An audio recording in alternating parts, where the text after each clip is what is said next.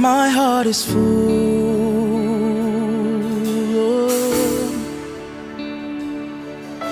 Lord, here I come, bringing sacrifice.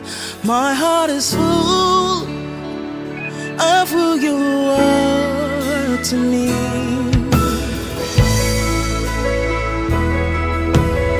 I love you, Jesus.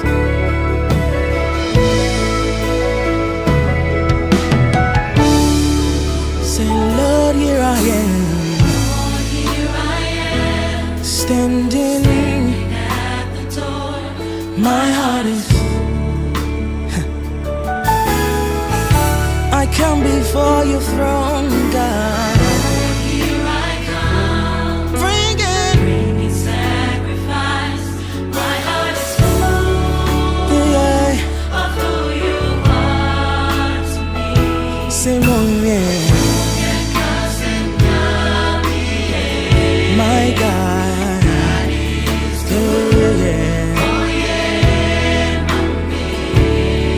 Say,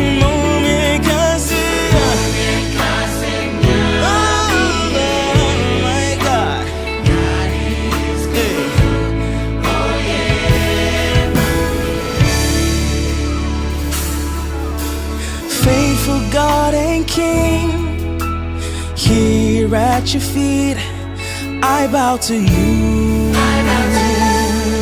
Lord. Because of sin and shame, you bore it all for me, for all you have done. Our grateful heart tell it all. You say,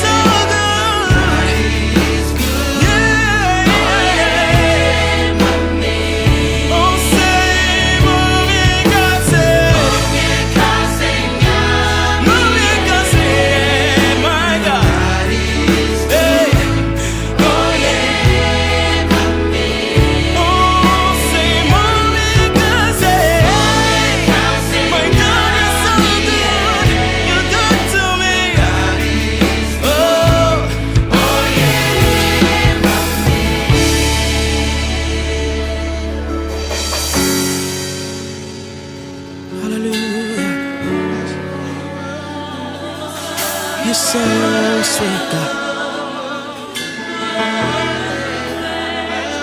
I've tasted you, oh God. I've tasted you, oh God. Yeah.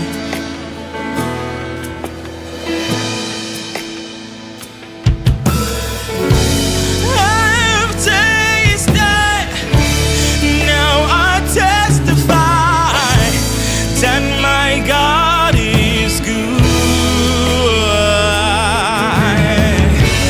Whom shall I fear in this stormy season when my God is good?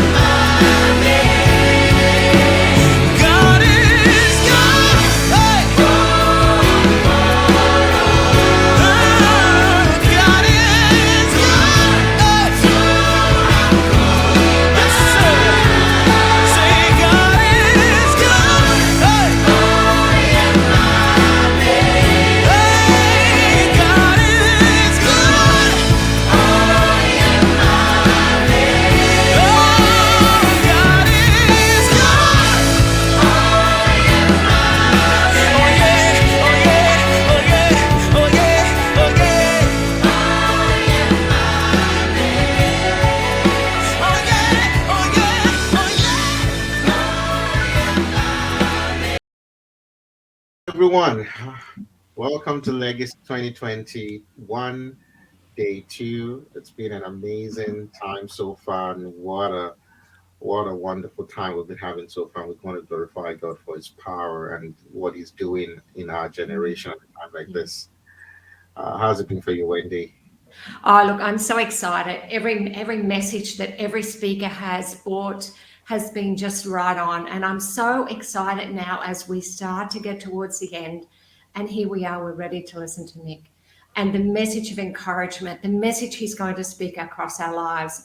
I can't wait. I don't know about you, Dr. Niyi, Dr. Samuel. I am incredibly excited to hear the word that he's going to bring to us tonight. Amazing, amazing, amazing. What about you, Sam? We've looked forward to this day, and it's been an awesome conference so far. And without a doubt, the end of a thing is always better than the beginning. So I'm looking forward to the word that God has for us today. And I know it's going to be special. I know it's going to be powerful. And I know it's going to be inspirational. So, yeah, Yes. I'm pumped. I'm excited. Amazing. We'll bring up our keynote speaker, Nick Vujicic. He's an Aussie American, an entrepreneur, and an internationally known speaker and author who has traveled the globe sharing his life story to inspire millions and millions of people. And it motivates and equips them to aspire, to dream big, and never give up as he shares his faith, his values, and the principles of how he transformed his life from a life without limits into a life without limits. And we know that Nick is well sought after speaker.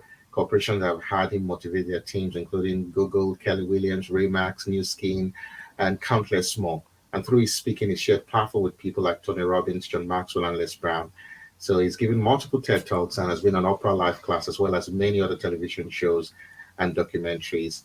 And so Nick, we know, has a mandate and a mission to change the world for the better, one person at a time, using his life and example as a testimony of hope, helping people to find their value and purpose, and also encouraging them to partner together with generosity and love to be that change one day at a time, using the tools that they have been given.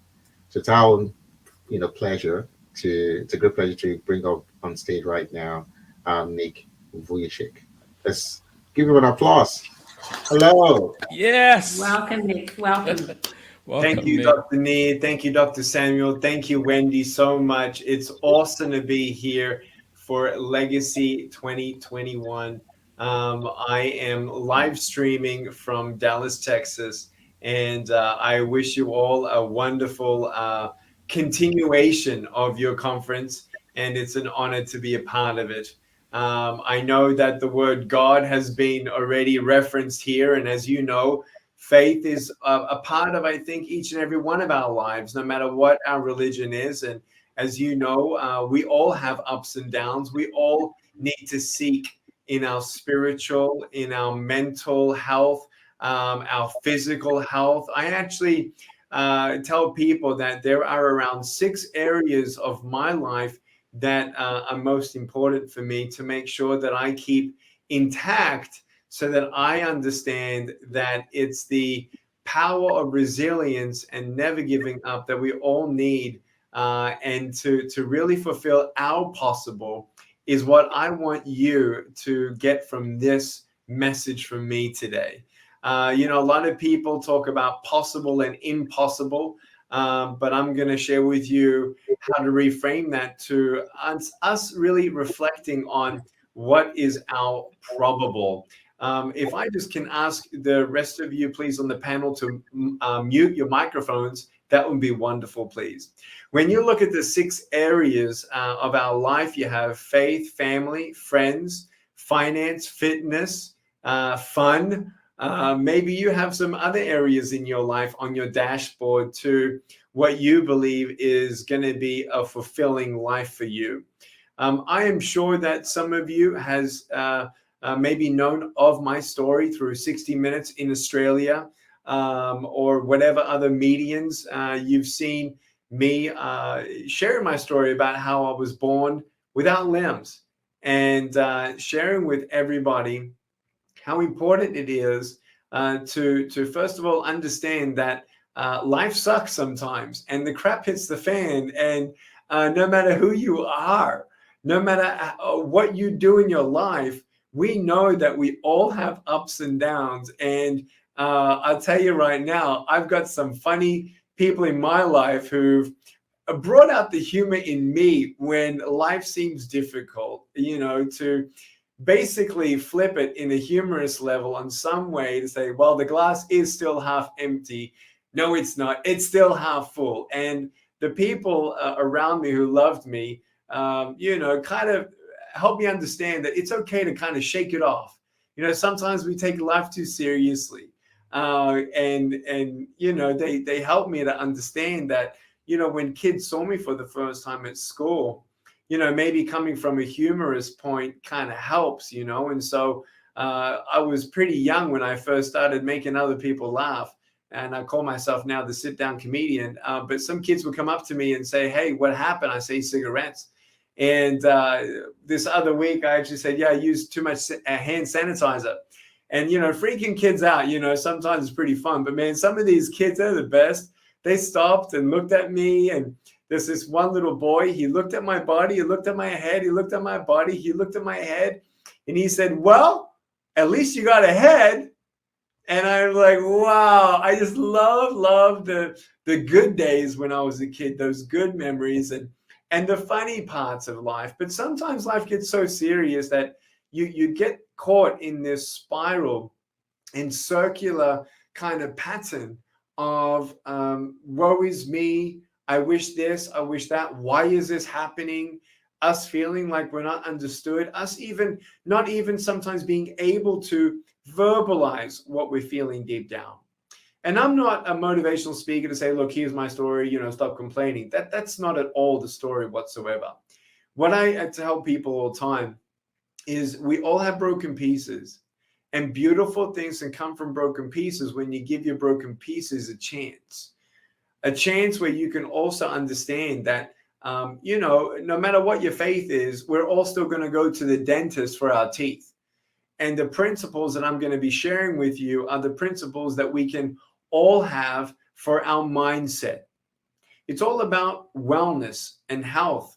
And we all understand the importance of such, I would say, unprecedented times that we've all felt and seen and experienced in the last, say, 18 months, to make sure that we are grounded with some reflective tools that I'm going to be sharing with you to help you to understand that in this life, no matter what crisis we go through, we don't just go through things, we grow through things. If we are a little honest with ourselves and we take some time to reflect on maybe the last crisis we've had. I'll tell you right now, in March 2019, I was kicked out of a bank and found a grenade at my house. In 2017, my dad died of cancer. In 2016, I nearly died in a hospital in California. In 2011, I lost my money the second time around as an entrepreneur. And we know that the global economic crisis was global. And so 2020 is not the first crisis this world has had. Far from that. And in fact, we also know, if we're really true about it and honest, unfortunately, this will probably not be the last global crisis either. And so what we got to understand is not always about focusing and being distracted on the points of life and circumstances that you can't change. That's distracting, especially when you get trapped there. I can tell you that you're going to be stuck on the word impossible. And for us to really get up again, it takes time. Even with these principles that I'm about to share with you, I want you to know that everything I tell others to do is something I've been doing myself in my own life. And not to say that 2020 was an easy year. No, far from it. In fact, in 2020, I'll be sharing with you my whole story, but I just want to say this first up. In 2020, you can imagine what it did to my career. As a speaker, it going to zero.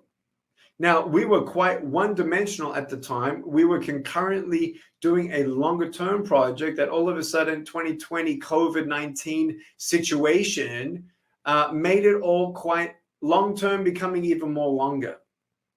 And in the meantime, for bread and butter, we had a bit of a crisis. And for you and I to go through life, we must understand that we all are human beings. We got to understand that. And the moment that we go through life and we don't feel what we feel, meaning we become callous to a point where, man, if I can just have a mindset where I don't feel that fear, I don't feel that stuff, that yuck stuff, right? So it's so easy to get stuck in the yuck, isn't it?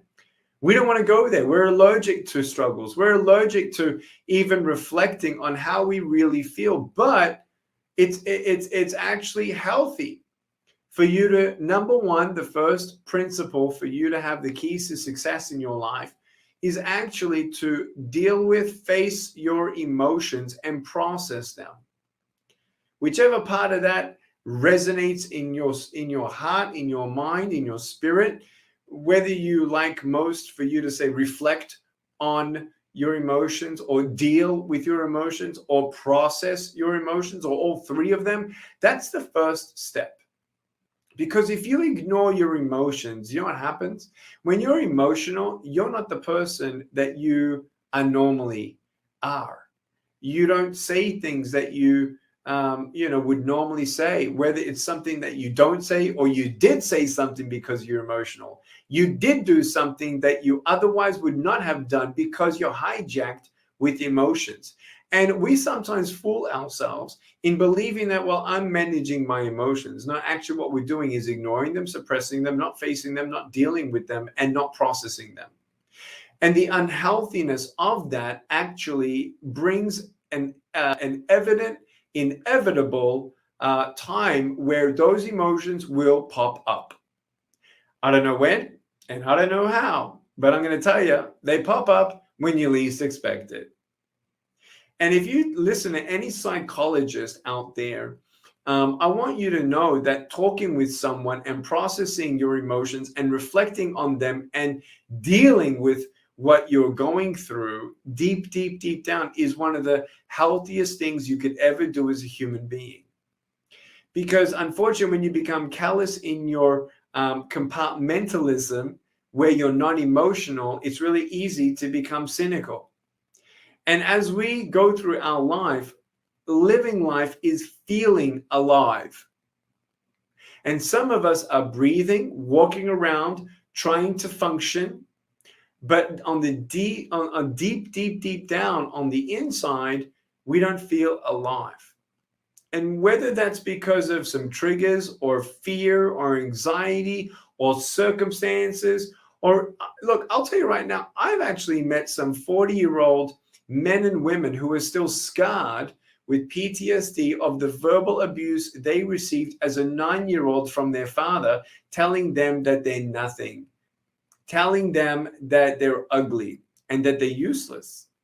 And deep, deep down, if we don't deal with emotions back then, we won't know the importance of dealing with the emotions of now. And we might say, well, why does that even matter? I'll tell you right now, because 2020 triggered some things for me that caused me to have fear, anxiety, anger, and a little depression. And I'm the motivational speaker. You just heard my bio. And I travel around the world and I've spoken in front of, I don't know, on TV, 1 billion people in China, 1 billion people outside of China, 730 million people hearing a faith-based message, 9.5 million people face-to-face in total. That's a lot of people on the 3,500 stages in 74 countries, 21 presidents, 10 governments. The list goes on. But I want you to know that no one has it perfectly all together. And Niyi Borire tells you exactly what he's going through, but how he did what he did to get through what he went through. And the first one was for me to understand, to process my emotions. And the first time that I really realized that I was different was around 4 or 5 years old when I was a kid. And I knew I was different, but I didn't think that it was such a big deal until I went to school. Now, let me give you a bit of background and history.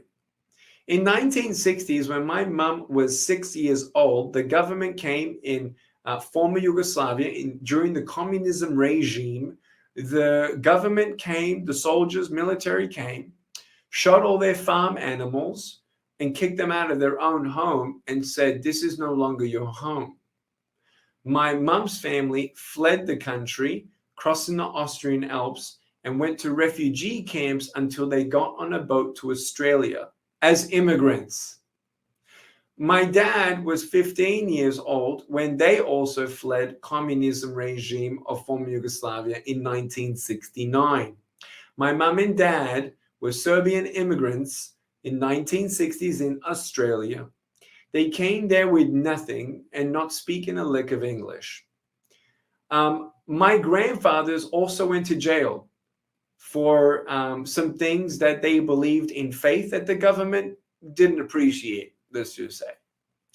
And so what we understand as siblings, me and my siblings, when your mom and dad are in refugee camps, you not only finish your food and remember those who don't have food, you ain't get anything from them at all, except an annual gift for birthdays, but that's about it. You heard me right. I could never play the victim card in my home. You see, my dad had 3 different jobs, and then he volunteered to do some nonprofit work in ministry. My mum was a full-time midwife nurse down in Melbourne, Australia. And so they also had me, having no arms and legs from birth, with no medical explanation. Can you imagine? I can't imagine having a son with no limbs. When I looked at my own son, Kiyoshi, now who's 8 years old, I looked at him like, man, how did my parents do this? And my son Kiyoshi has arms and legs. I mean, it's just amazing to know that when life throws you curveballs, right? And when it gets tough, the tough get going. And it helps you understand that we all have our stories, and not one story is more important than another. Your story is important. You have a story to share. And I tell teenagers all around the world, I believe it's worse being in a broken home than having no arms, no legs. Why do I say that? Because many people think, wow, I can't imagine my life without limbs. Well, I can't imagine my life with my mom and dad not loving each other.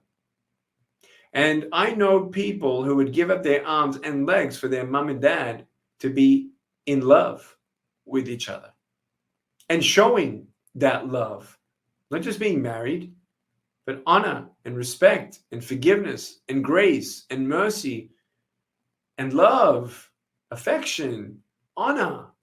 It's what a marriage should be. And some of us don't have that as an example. Some of us have never met a mother or father of ours. And I want you to know that broken pieces are broken pieces, and there's no hope in comparing each other's broken pieces, but there is hope in hope. Hope is hope. What is hope? And for me, that was my question. What is my hope? What do I identify as hope for me? And as I went to school and kids were looking at me, I started wondering, wait a second, is hope for me? Because it seemed like arms and legs was for them. And so I guess hope is for them, but not for me. And I'm the only one in the whole world with no arms and no legs, where doctors have no idea why I was born this way. My brother and sister were born with arms and legs. And I'm so thankful for my mom, who championed the cause to fight for me not to be segregated from other school students in the education system of Victoria back in 1989. I was the first student to actually go to school in the mainstream school who had special needs. I was awarded Young Citizen of the Year in 1990 on national news. And it was a wonderful success, achievement, cornerstone, milestone, whatever you want to say, for my parents, and it changed my life. But I just thought it was normal that I could go to a normal school. I didn't know what a segregated school was. I didn't know what segregation was. What I did know was all the unwanted attention. And all these kids putting me down and bullying and teasing me. And I'd come home crying, I don't want to go to school. I don't want to go to school. I'm done. I'd rather learn at home. No, you have to go to school. And so it was hard for me to go back to school, and I'd be looking myself in the mirror when I get home, and I'm thinking, what did I do to deserve this? How come my bullies at school, they have arms and legs? They should be the ones that have no arms and legs because they're just mean. And I realized that there were people who were not my friend because of how I looked. Talk about the minority. I thought to myself, man, I wish they would stop judging me by how I looked. I wish they knew what kind of friend they're missing out on if they just loved me for me. And then I realized that, wait a second, well, I could play the victim card, but then I could realize, wait a second, sometimes I need to be a friend to get a friend. My dad taught me that. He said, look, you're not going to be friends with everyone. Just go try find a couple of them. But some lunches at school, I would just go into the garden in my wheelchair and drive it around with my little foot, pretending that I'm looking for something in the garden when I'm just hiding from everybody. And as I couldn't compete with everyone at everything that they were doing, I was good at maths. I was starting to play chess. I was a mathematical kind of brain, but it still wasn't enough. I was afraid of my future. The feelings that I had at that point, based on what I could see, based on what I could feel, and based on what I could know at that point in my life sucked. And I didn't see anything beyond what I saw or felt or knew at that point. And for me, I didn't know what to do except to ask the bigger questions. Why am I here?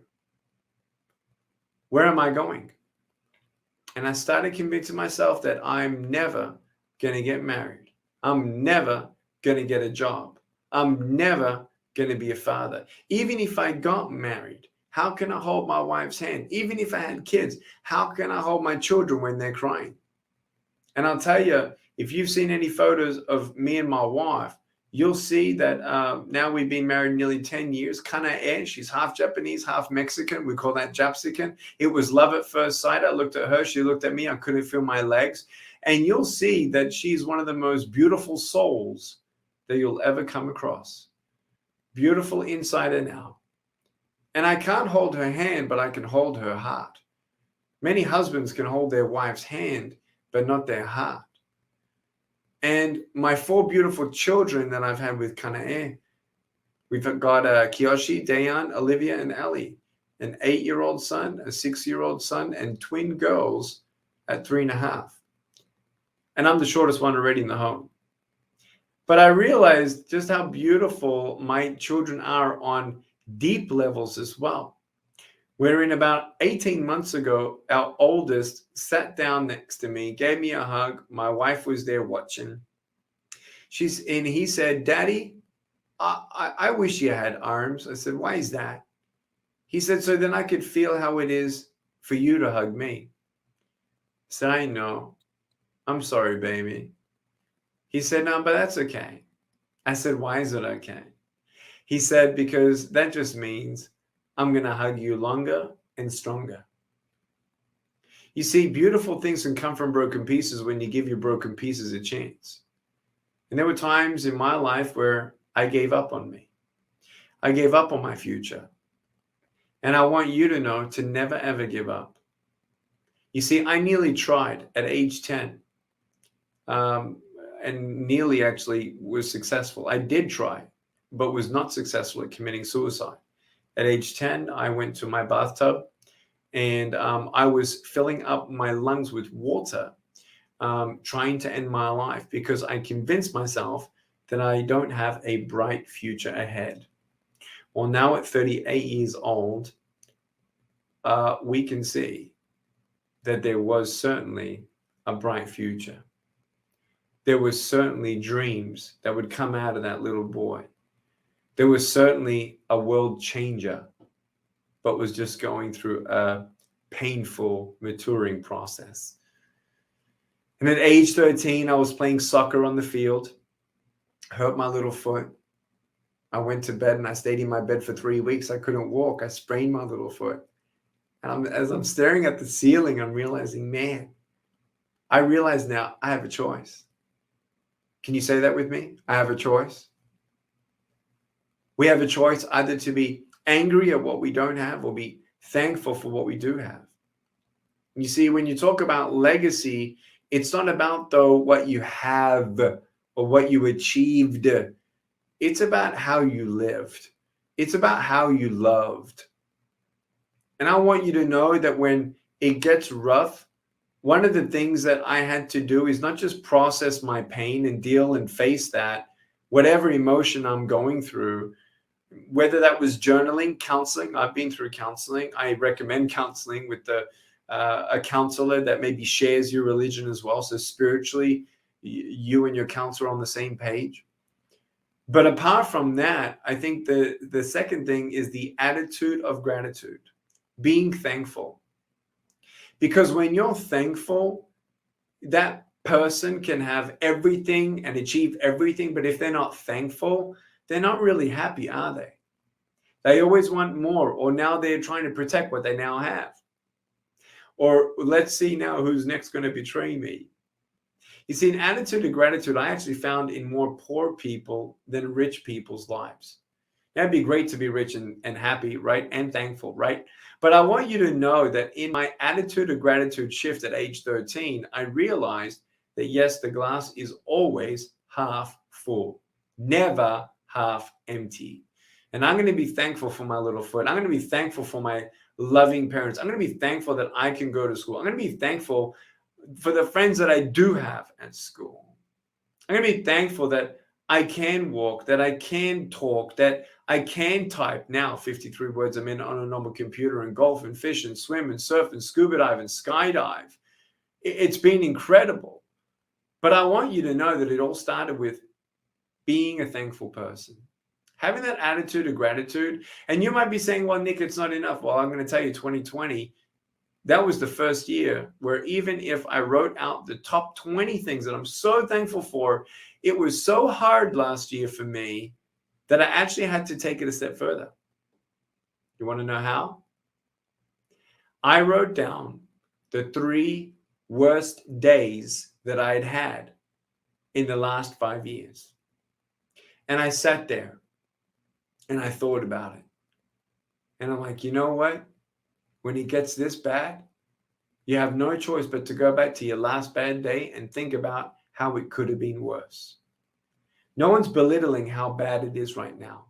We're all going through something in different ways and processing what's happening in the world in different ways.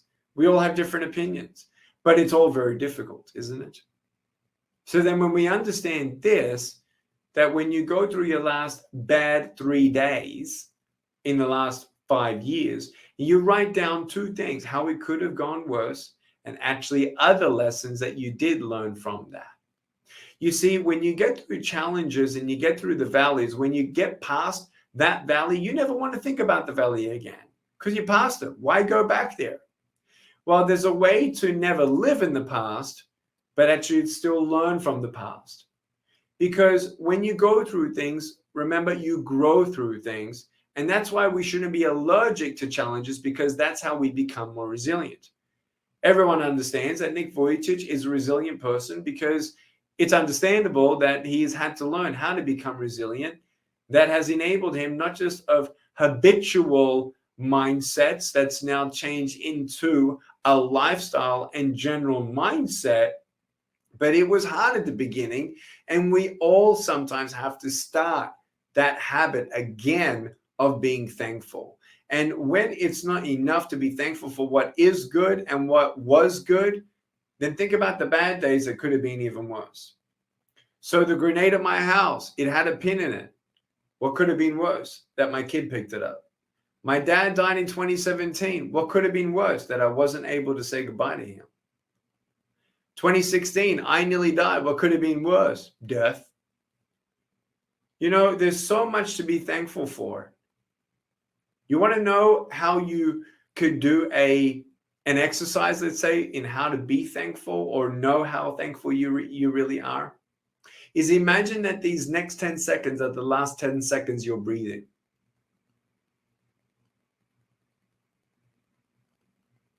Five, 4, 3, 2, One.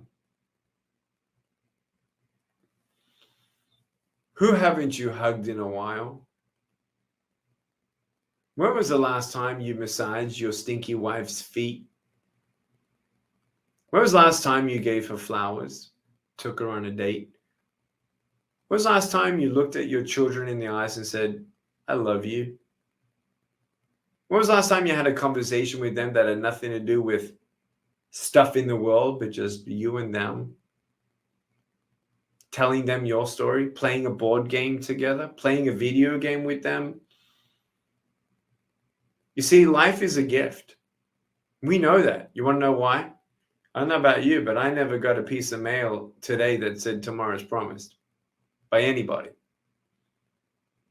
And when you think of legacy and you bury your father like I did, legacy is not about this is what he did, this is what he achieved, as much as how he made you feel while he was here and why we miss him and why we're crying.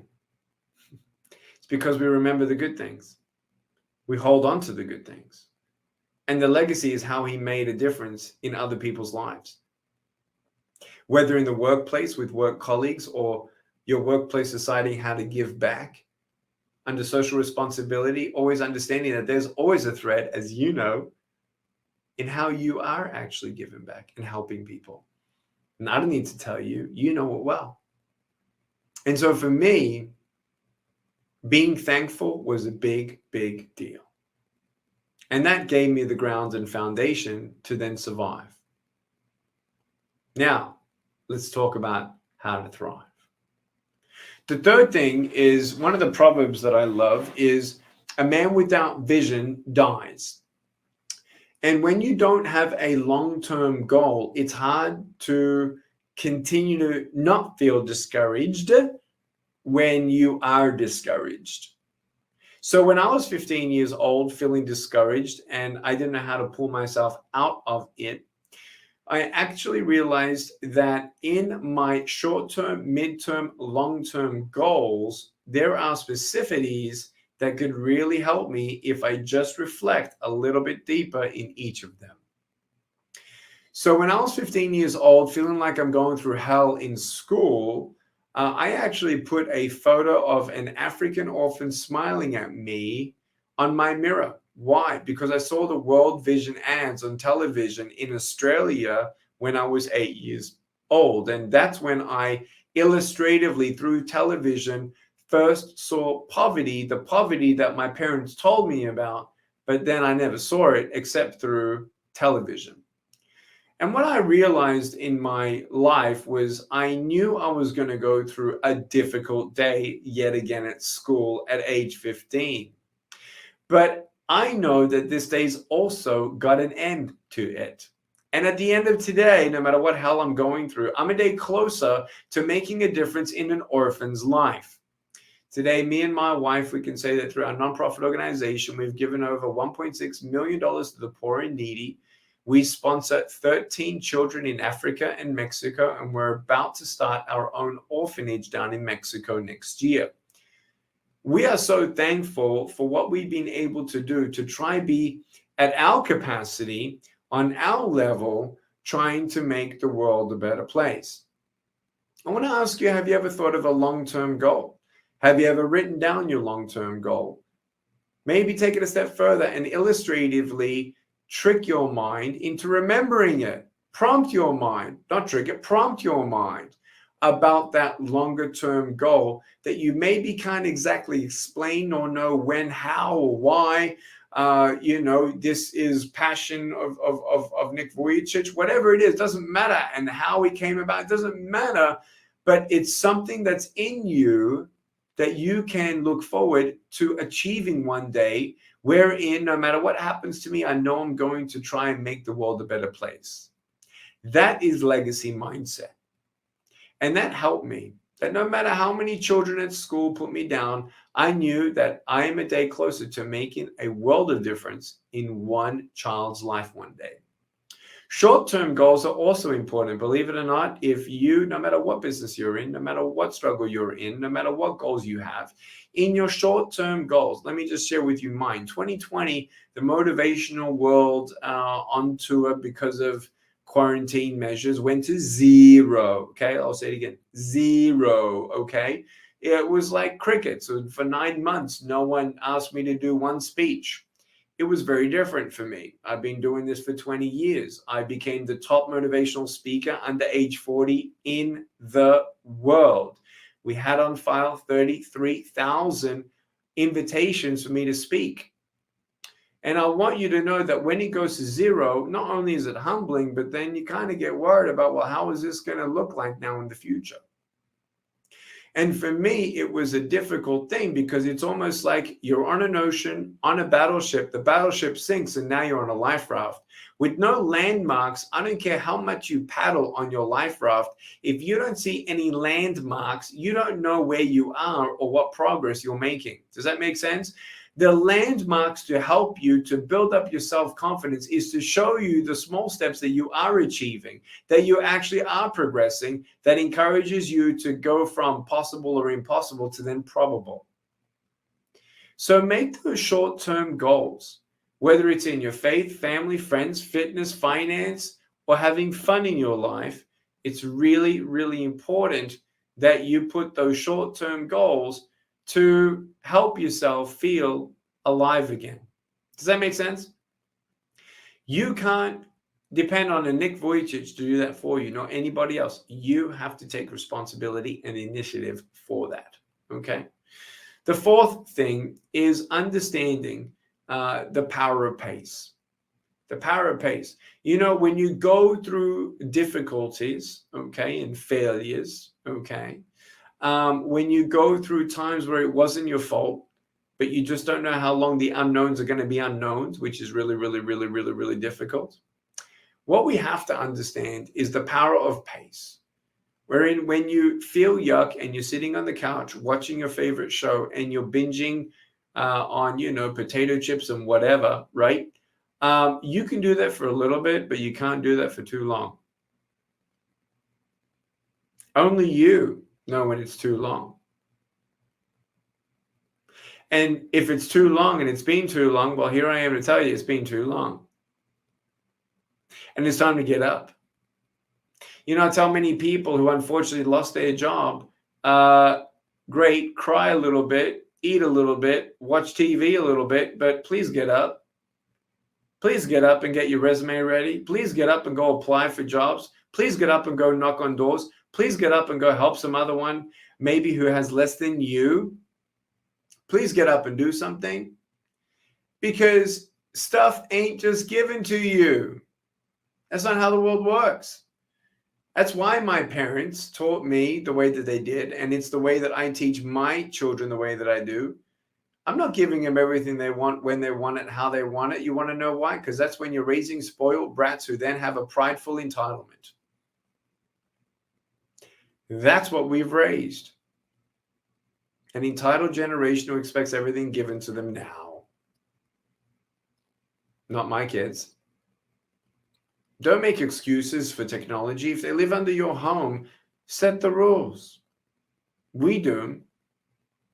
I'm thankful that my parents were strict. Oh, Nick, but you know, you don't have teenagers. No, I don't have teenagers yet, but I'm going to tell you, I'm going to fight to be the best friend of my teenager I can be. I'm going to give them experiences and thought processes and help them think outside the box just by being their friend. I've realized that more than opportunities that my kids need, right? They need their dad more than opportunities, don't they? And so this is the bottom line. That balance, pace, time management, prioritization processes. I want you to know that you can do it if you're disciplined in your calendar.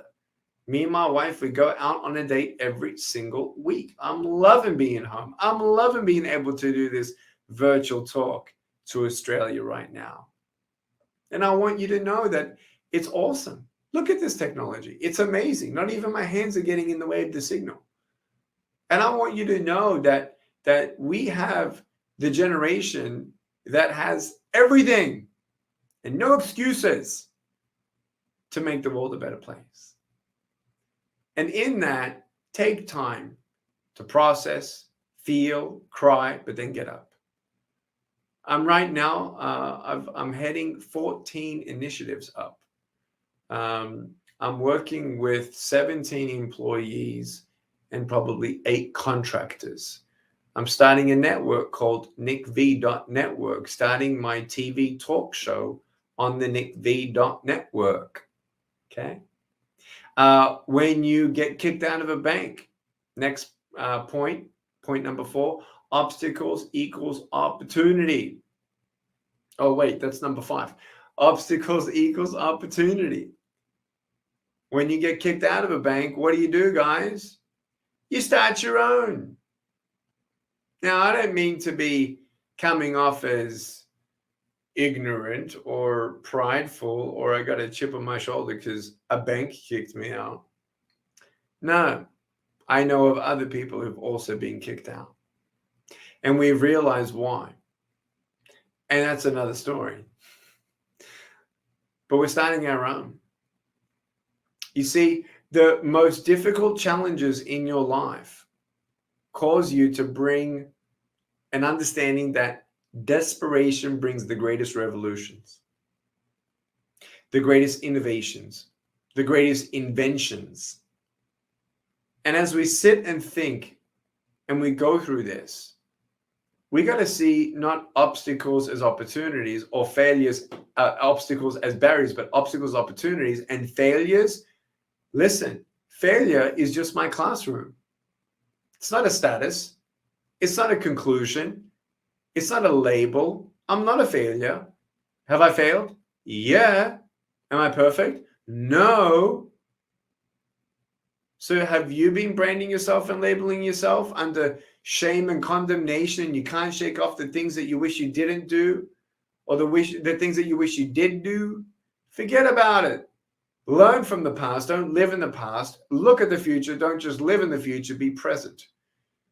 And with prioritization processes and a really good team, the way that I run 14 projects is I have 14 hourly, weekly calls with 14 individuals. It's called delegation. I'm a small little entrepreneur compared to other people. Co-founding a bank, let me tell you, it's overrated. But I'll tell you this, it's amazing because it took desperate situations to cause such incredible opportunities. Was it easy? No. Would I ever want to go through that again? No. Would I ever want anyone to experience what I experienced in being canceled by a bank?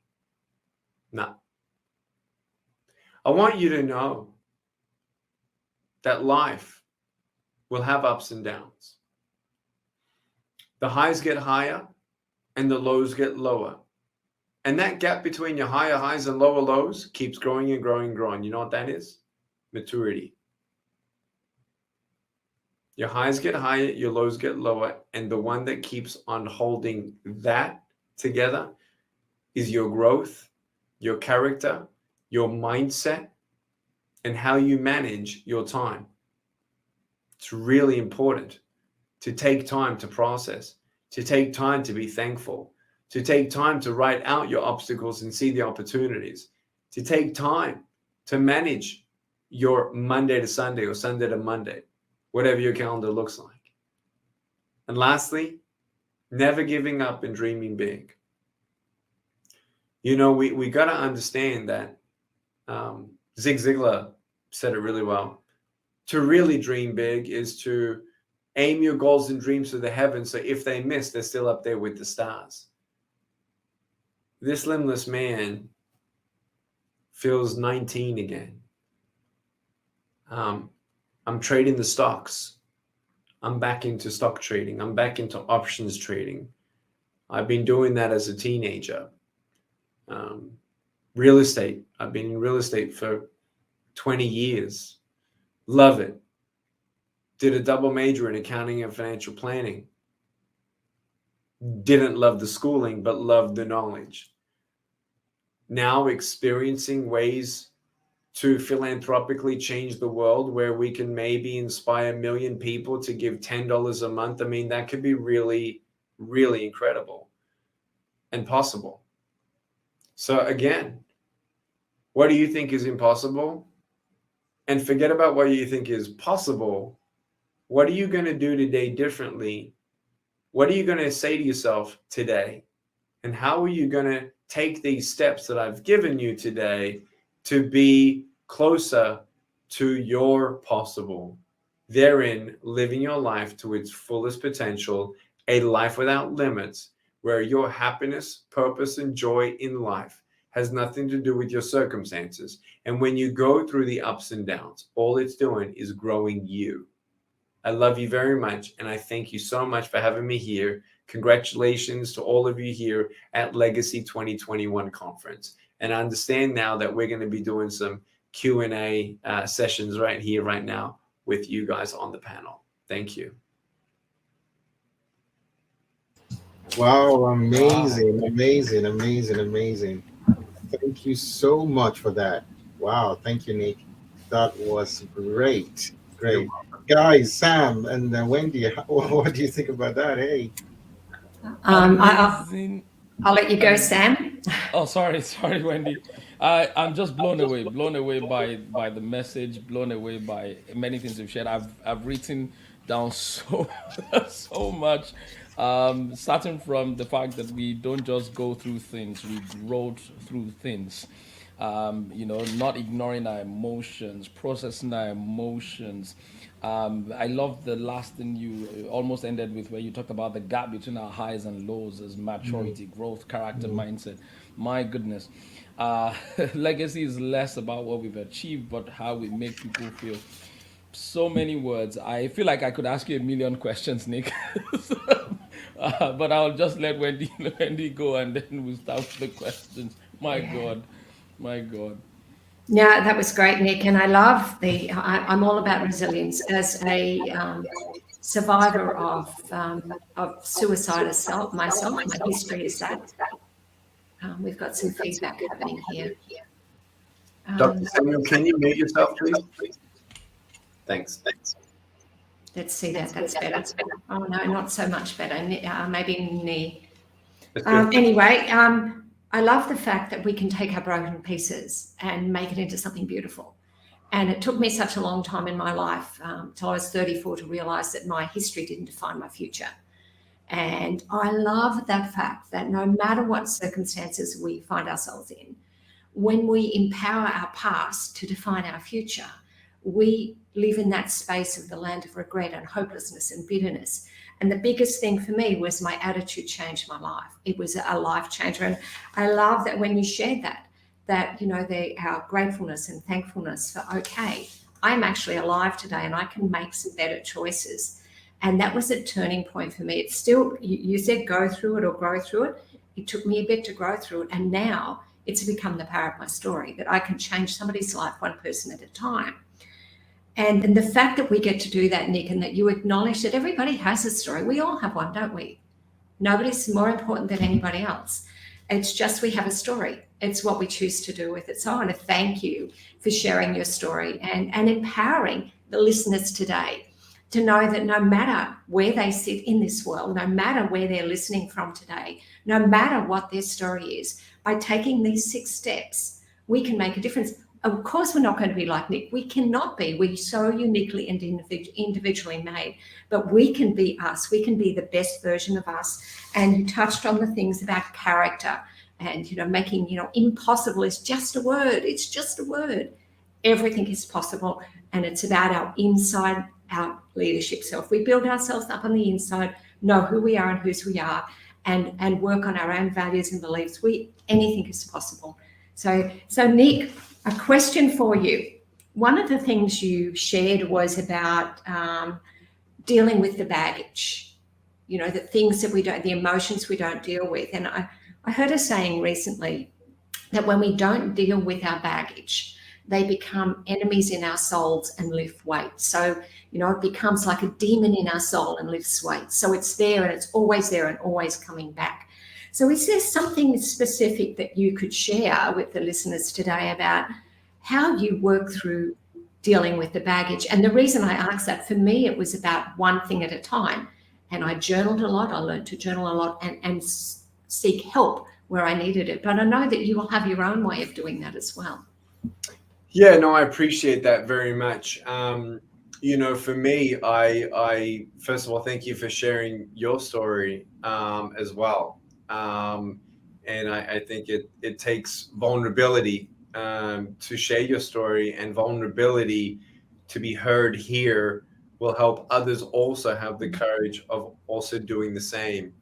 For me, when I went through counseling, I think that it was around December 2020, a year anniversary of one of my best friend's death in a car accident.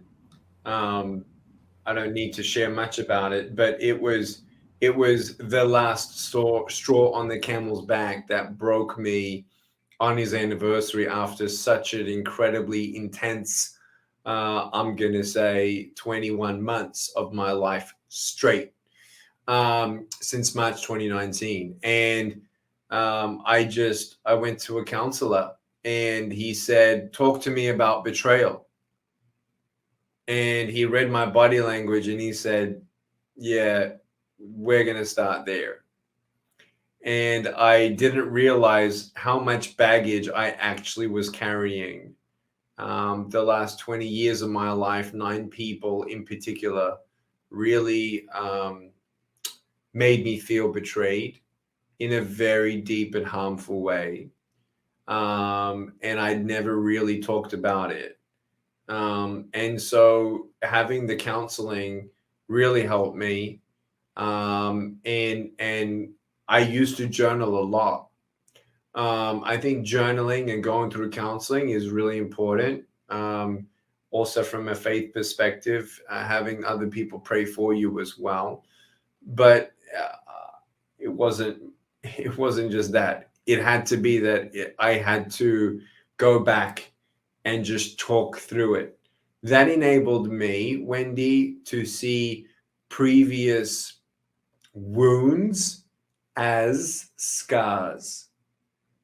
And that's when I feel like what healing looks like, that we are battle tested, and not giving ourselves permission to go back and lick the wounds of the past, and dealing with that. Lastly, if it was someone who hurt you, I recommend you to write a letter to that person and forgive them. Not for you to necessarily give them that letter, but to let that go. It may take a letter that you truly write to that person and say, this is what you did. This is how you made me feel. And you never said sorry, but I'm going to forgive you. And in that forgiveness, it helped me. It didn't help them. They didn't even know that, that I'm still holding on to something that they've done. They didn't even think that they've done anything wrong, right? So it was really for me, because carrying that unforgiveness will hold you back, and you will not reach your full potential with that baggage. So that's what I did. Yeah, and I love you've touched on something, and the listeners will have already heard me share my story this morning. Forgiveness is a key. And for some of the people that may have missed what I shared earlier, was that forgiveness for those that have even passed away. Maybe somebody that has already died, and we think, well, how can I write them that letter? But you're still releasing. And for me, I had to forgive my dad, and many people, and this is not my story, this is yours. But forgiveness is such an important thing because it releases all of us. So thank you for sharing, Nick. I think it's important that we share the unspeakables, because quite often we don't talk about these things, and people think we've got it all together. But it's actually okay to say we don't. Yep. I love it. Thank you. Yep. You're welcome. Thank you so much, Nick. I like to just, thanks Wendy and Sam for the comments you've made. I think what struck me the most in in all of this is what happened to you at the age of 13 when you said you sprained your little foot and you were bedbound for 3 weeks, feeling miserable, and you came to a point in your life where you had to make a decision. You came to that point in your life where you had to decide what to do at that point in time. And I'd like you to speak more about that, because a lot of people get to that crossroad, in their lives where they are at the lowest of the lows, where they feel that, life is not worth living anymore. Or for some people who are here, they may not even be experiencing, profound difficulty. It may just be that they have dreams of impacting the world and leaving an outstanding legacy, but they feel that it's not working, it's not possible. All right. But there and then, what really tipped you over to deciding there to be grateful? Because you sort of pivoted from there to this stance of gratitude and thankfulness, and starting to see the glass half full rather than half empty, starting to work on your mindset. I think it started from that decision that, okay, you know what, I'm not going to sink or be buried under the billows of the waves of this, emotion or these feelings. I'm going to rise above that. And I think for a lot of people who are watching us right now, some of them are in that same situation, and they're like, how can I grab onto this hope and come out of this? Can you speak to that?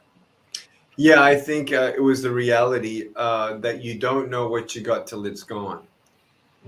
And really really missing the miracles along the way. I think more miracles happen in our life. We just don't notice them, and we don't take that time to look for those little things and see those little good things as bigger good things. It's funny when things are going good, all these things, they kind of like, oh, good, they all blend into one another. But as soon as something's bad, no matter how small it is, it becomes the biggest part of my day because something small went bad. And I think it's a perspective of that. And I think it's the rechecking of emphasis of what happens and what you focus on. And I think that's what was the key that happened for me.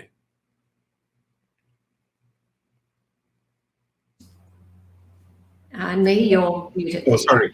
Yeah, I was just repeating that, what you focus on, the power of focus. Dr. Sam, you were going to say something.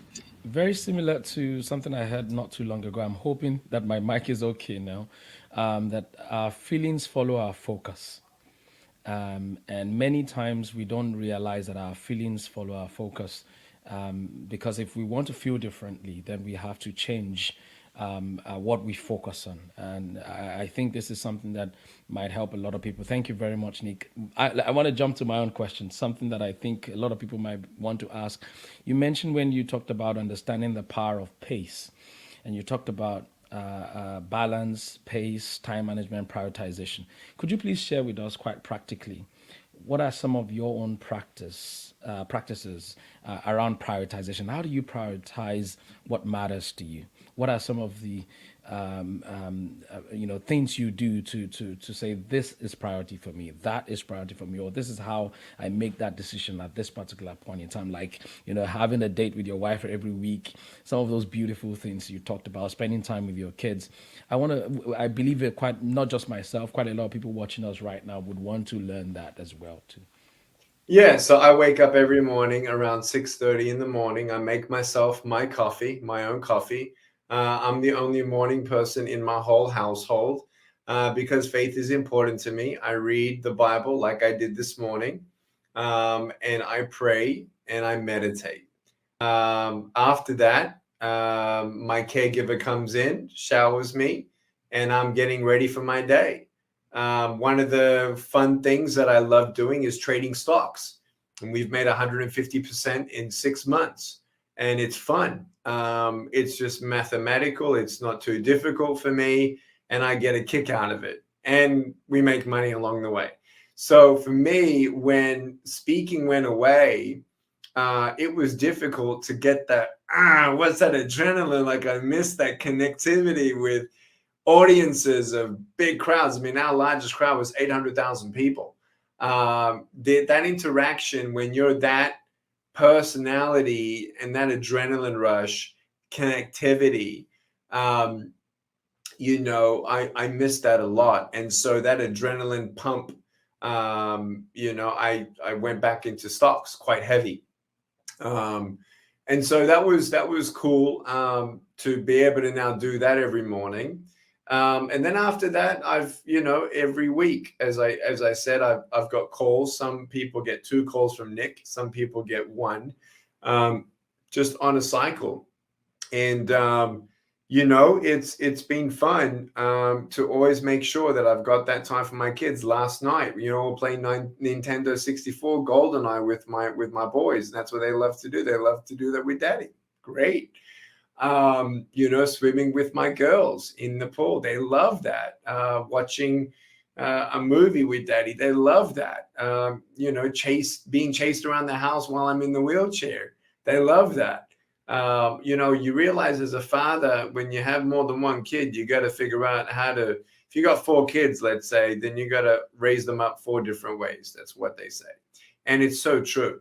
And then you and your wife, you know, it's communicating, it's making sure that she feels heard, it's asking her how her day was, it's that kind of thing as well. It's that friendship. And so, you know, that's kind of our cycle.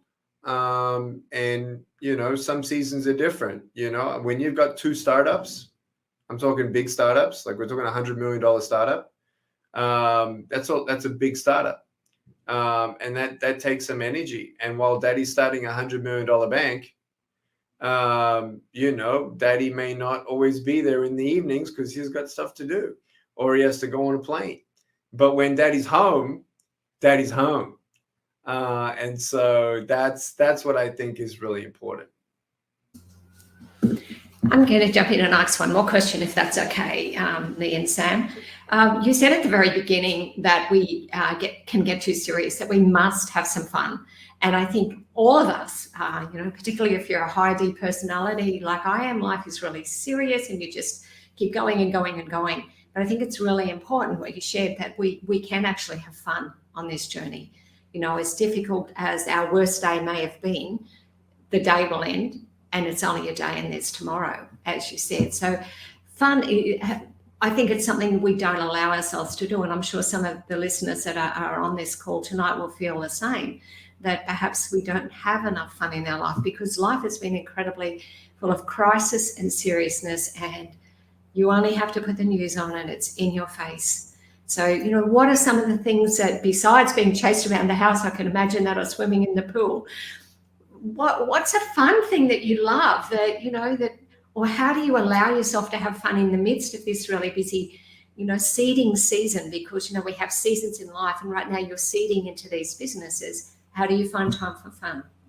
Yeah, we're blessed to have a little ranch out in East Texas, and boating. I drive the boat.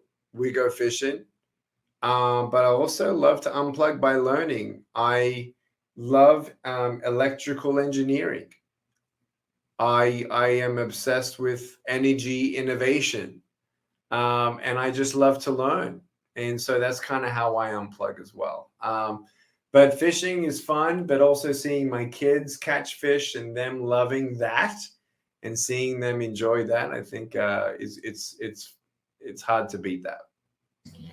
Yeah, I'd have to say, Nick, my husband has a boat and we get to go out fishing and on the boat, and that I do enjoy being on the water. Yeah. All right, Nick. One more from me. You talked about, you know, obstacles equal opportunities. Obstacles equal opportunities. And, you know, that reminds me of someone in the Bible, Agar. And I speak about Agar because I'm actually writing a book about Agar. And one of the, you know, very powerful moments in the life of this woman, who was an Egyptian slave taken when she was a young girl to a land she didn't know, to stay with Abraham and Sarah. She wasn't part of the conversation about becoming a surrogate, so she wasn't consulted. She just suddenly was thrown into that deep end of becoming a surrogate for them. She had a baby. She was maltreated by her mistress, ran away, but the angel sent her back. And then she had a baby. And then her bosses became, threatened by her son. And then one morning, Abraham just woke her up, the father of our son, to send her away. A lady who was still probably a teenager when she left her homeland. And so now she had to go into the wilderness on her own with a few supplies, just bread and water in a bag with a son, with no family, maybe she had a map. She probably didn't know how to go back to Egypt.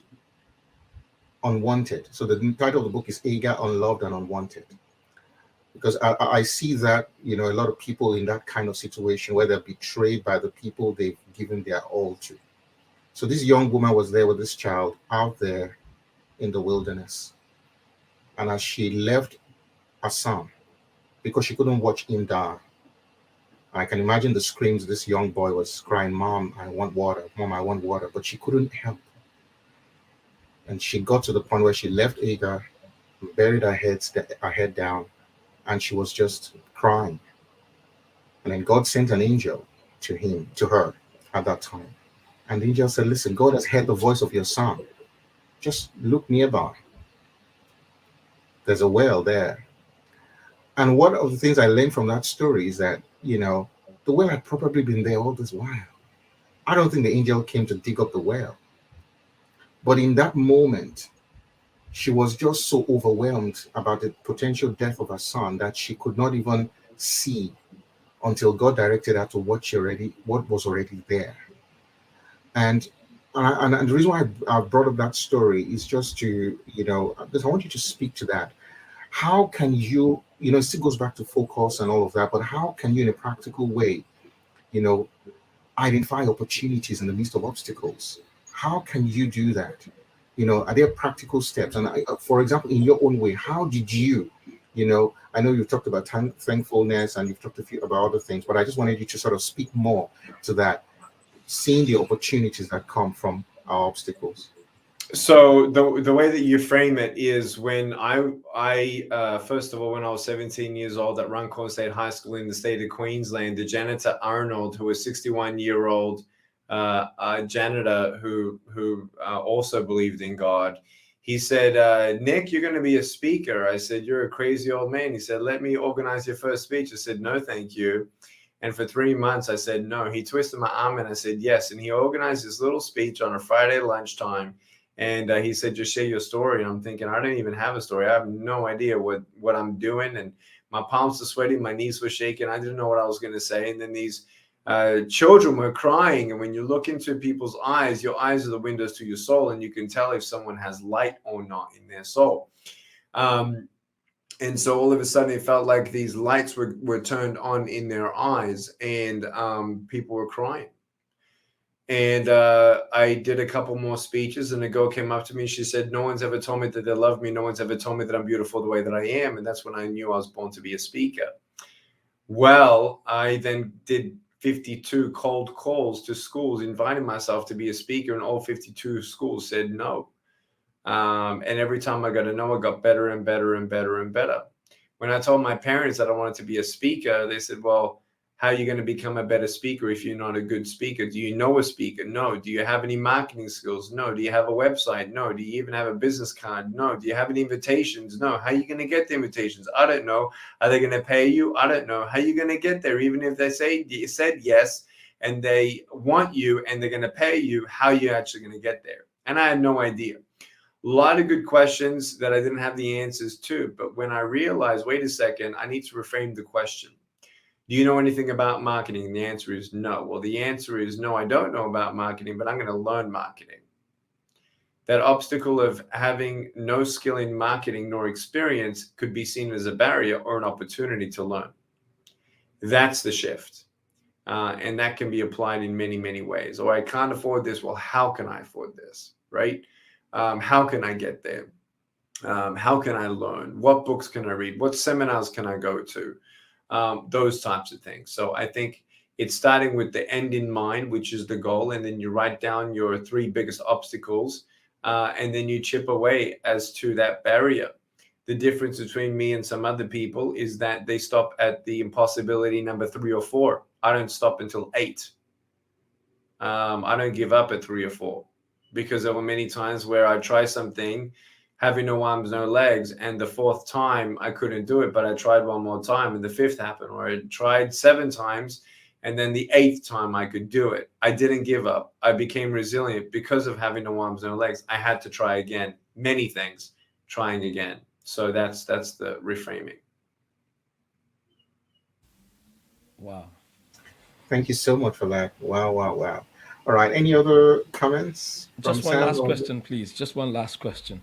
There's this word that I love. I call it transgenerational influence, or should I say a term that I love. And you've alluded to that with some of the references you've made to legacy today. But I just want you to talk about how to live beyond your lifetime, how to live beyond your lifespan. What are some of the tips you can give to us that could make us, as people of faith, or anybody else watching right now, to make us live beyond our lifetime? You said legacy is beyond what we've achieved. It's how we make people feel, the difference we make in people's lives. What are the ways for us to live beyond our lifespan? It's when you realize you're not just a champion for the broken, but you're going to be a champion for someone who's broken, see them restored, and then help them to be equipped and sent to go be a champion for another broken. And that's a transgenerational deal, where you don't wait for a miracle to be one. And that's the best way to do it. Wow, I like that. You don't wait for a miracle to be one. I love that as well. And you know, my recap on everything that you've shared today, Nick, is that our private decisions have public outcomes. So the private decisions that we make will have a public outcome in some form in the legacy we leave behind, how we love our family, the decisions we make every day, and our prioritization on our attitude. So thank you. I've taken a lot away today, as I'm sure many of our listeners have. So thank you. No worries. Wow. Thank you.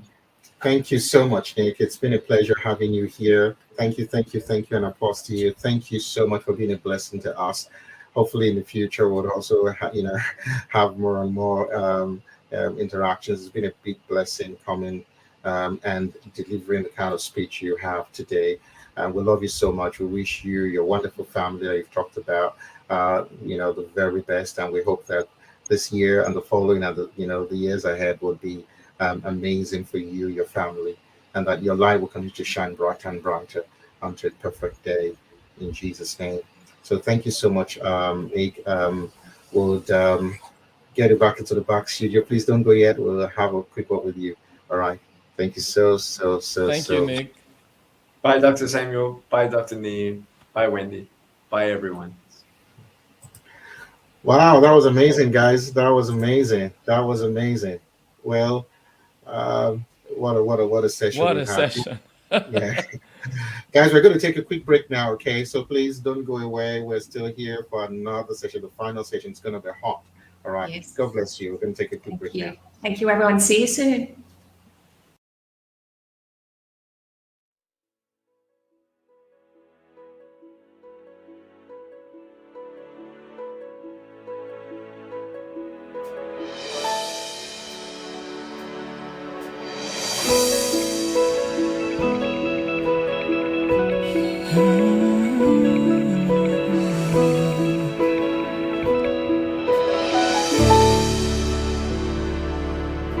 Lord, here I am, standing at the door.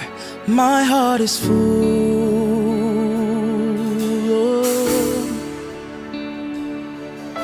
Lord, here I come, bringing sacrifice.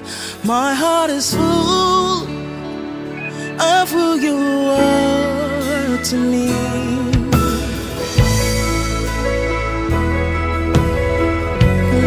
Jesus.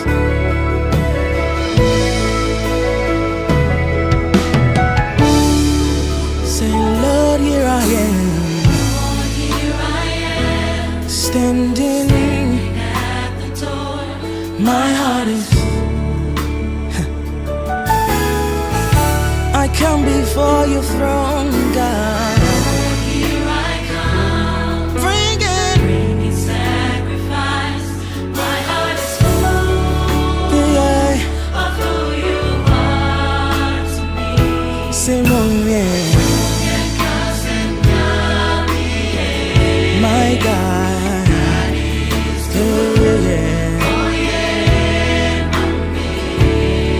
Say, moment, cause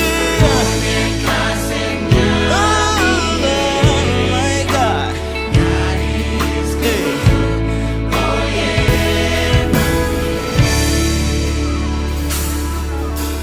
Faithful God and King, here at your feet, I bow to you. Lord. Because of sin and shame, you bore it all for me, for all you have done. Our grateful heart tell it all. You say, my God, you're so good.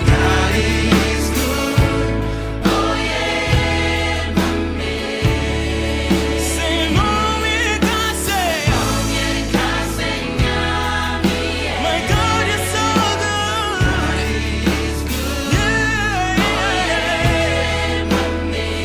Oh, say, moment, God, say, moment, God, say, my God. Wow. Wow. What a day it's been. What a day. What a Amazing. day. Amazing. That was great. That Wow. was great. Great. Look at all the comments, that's been coming through. Oh, well, sounds like it's Dr. Niyi, your pastor. No, all righty. Amazing. Great. Amazing. It's good to be here. All right. Thank Wow. you, guys. That was just amazing. All right, I'll leave it to you guys to usher us into the next one. Wow. Can you believe that we are at our final session, Dr. Sam? Can you believe that Amazing. now Amazing. we get to introduce one final speaker? So I hope everybody's ready for this, because He's I'm a ready guest for another. speaker. He's our guest speaker, right? He's our guest speaker. And you'll be so surprised to know who this person is. And I'm just going to do his bio, and then I'm going to hand over to Sam. Just so that we can just honour our guest speaker, right, in brackets here. So let's get underway with this introduction. And there's so many words, I'm not sure I can get my tongue around them all this time of night, but you just bear with me. Niyi Borire is a multifaceted and a dynamic individual. He's an award-winning neurologist, neuroscientist researcher, a lecturer, an author, a speaker, and a change agent. He is on a mission to help people navigate change without losing their purpose, identity, and individuality. He's the director of Southwest Neurology and a neuroscience lecturer at the University of New South Wales. His research has won many awards, including the prestige Goldseth Youth Investigator Award, presented by the American Association of Neuromuscular and Electrodiagnostic Medicine, AANEM. Well done, Wendy, you got your tongue around that. He's also a founder and host of Brain, Mind and Change, BMC, which is an online series which leverages on his scientific background and a pastoral assignment to teach people how to achieve the mastery of their brain, rewire their mind, and change the world. Stay there, there's more. He's also an amazing best-selling author. He has written 2 books, including his autobiography titled Navigating Change, Timeless Secrets for Growth in an Ever-Changing World. You have to read it. He has his amazing wife, Yemi, who I love dearly. Him and Yemi pastor Beautiful Gate Church in Sydney in Australia, and they have 2 beautiful, they're blessed with these 2 beautiful, wonderful boys. But he's also a very dear friend of mine. And what an honour to have our special guest, Samuel. Oh, man. All right. Oh, sorry. What an honor as well. I must say, Dr. Niyi, I honor you so much. Thank you very much for being who you are, a man of great virtue, a man of great stature. It's a joy. I remember when you shared this vision of legacy. I'm like, yes, we are in. We're in. And now we're in the final session. I know. It's amazing how God birthed dreams. And please, everyone, join us in welcoming the pioneer of this vision of legacy conference, the one and only Dr. Niyi Borire. God bless you, sir. Wow. Thank you so much. Thank you. Thank you so much. I want to thank all of you. I want to thank all of you, everyone, every single person that has been involved with this vision, starting from my wonderful wife, Olayemi Borire. She's in the background. I wanted her to join me today, but she said she prefers to stay in the background. She loves the background. But thank you, Olayemi. You know, without your support, this would not have been possible. In terms of everything, you've been by my side. You've been the rock that has made this happen. Thank you so much for believing in this vision. To all the people that have supported my, the volunteers, thank you. We've got hundreds of volunteers, all of you, and you've done this without charge. Thank you so much. To my wonderful Tofumi, and a lot of people say that, yeah, I'm partial. Yes, I am partial because I really, really love you, Tofumi. Thank you for your support and your assistance. To Mary, to David, and to all my other mentees, Eve, Paul, Shania, Duni, Omar, my people, my tribe, thank you. I really love you guys. I appreciate you guys. To my mentors, all my other supporters, thank you for believing in this dream and believing in, the vision and the assignment that God has given me. Thank you, thank you, thank you so much. Thank you for everything. I want to thank God because without his grace, without his power, we can't make a difference. I thank God for obeying that for the grace to obey him. I saw Nick and I thought, you know what, I'll write him. And I'm glad I wrote him, and I'm glad it took me 12 months. It took us 12 months to get Nick, but we got him. And I'm really glad that he came in here today and he's been a blessing to all of us.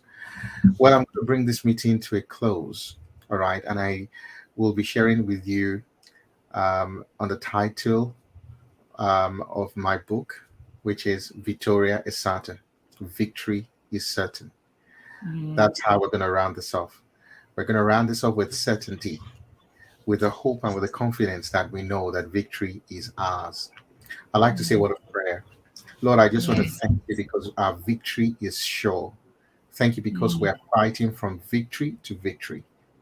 Thank you because we have it already. And I'm praying that, God, you will give every single person here illumination and revelation to know the victory they have and to walk in that victory. In Jesus' name. Amen. Wow. Glory. Come on, let's do this.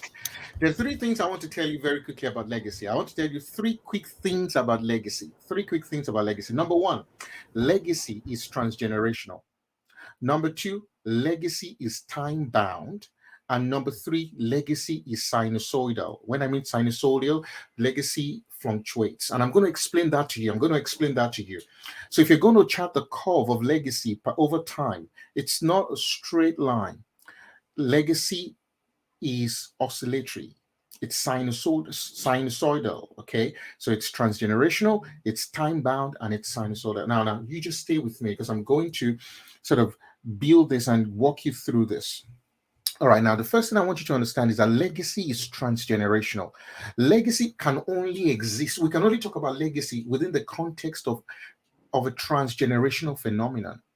There can be no legacy without having a conversation between generations. Legacy does not just exist on its own. What makes legacy is because of its transgenerational impact. It's because of its transgenerational significance. That's something you must understand. And when we're talking about generation, we're not just talking about age. We're not just talking about, the baby boomers and the Gen X and the Gen Y. That's not necessarily what we're talking about. Legacy cannot just exist on its own. So you cannot just say, I am creating a legacy on my own. Well, you may be doing that. But for it to be legacy, there has to be an object.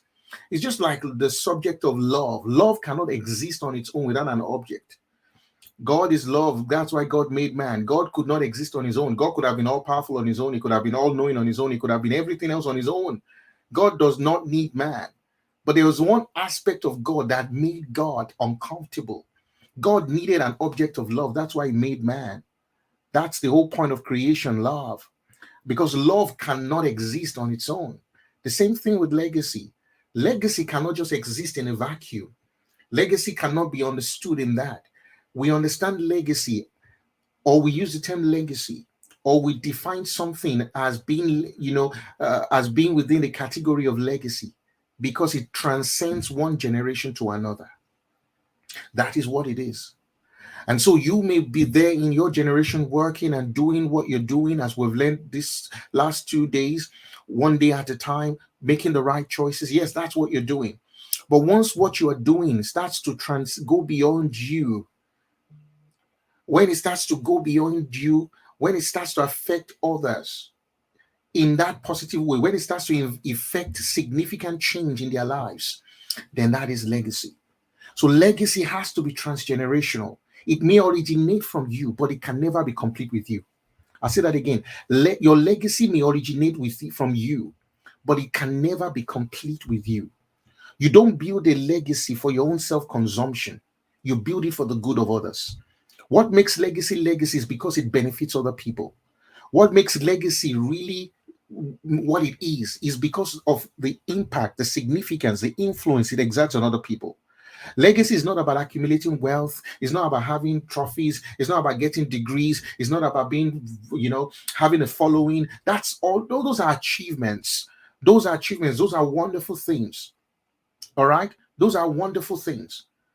If you have read the agenda, the conference agenda, you would have seen that we explained that the 3 levels of achievement. We talked about souvenirs. That souvenirs are records of existence, records of participation. You get a souvenir when you participate in something.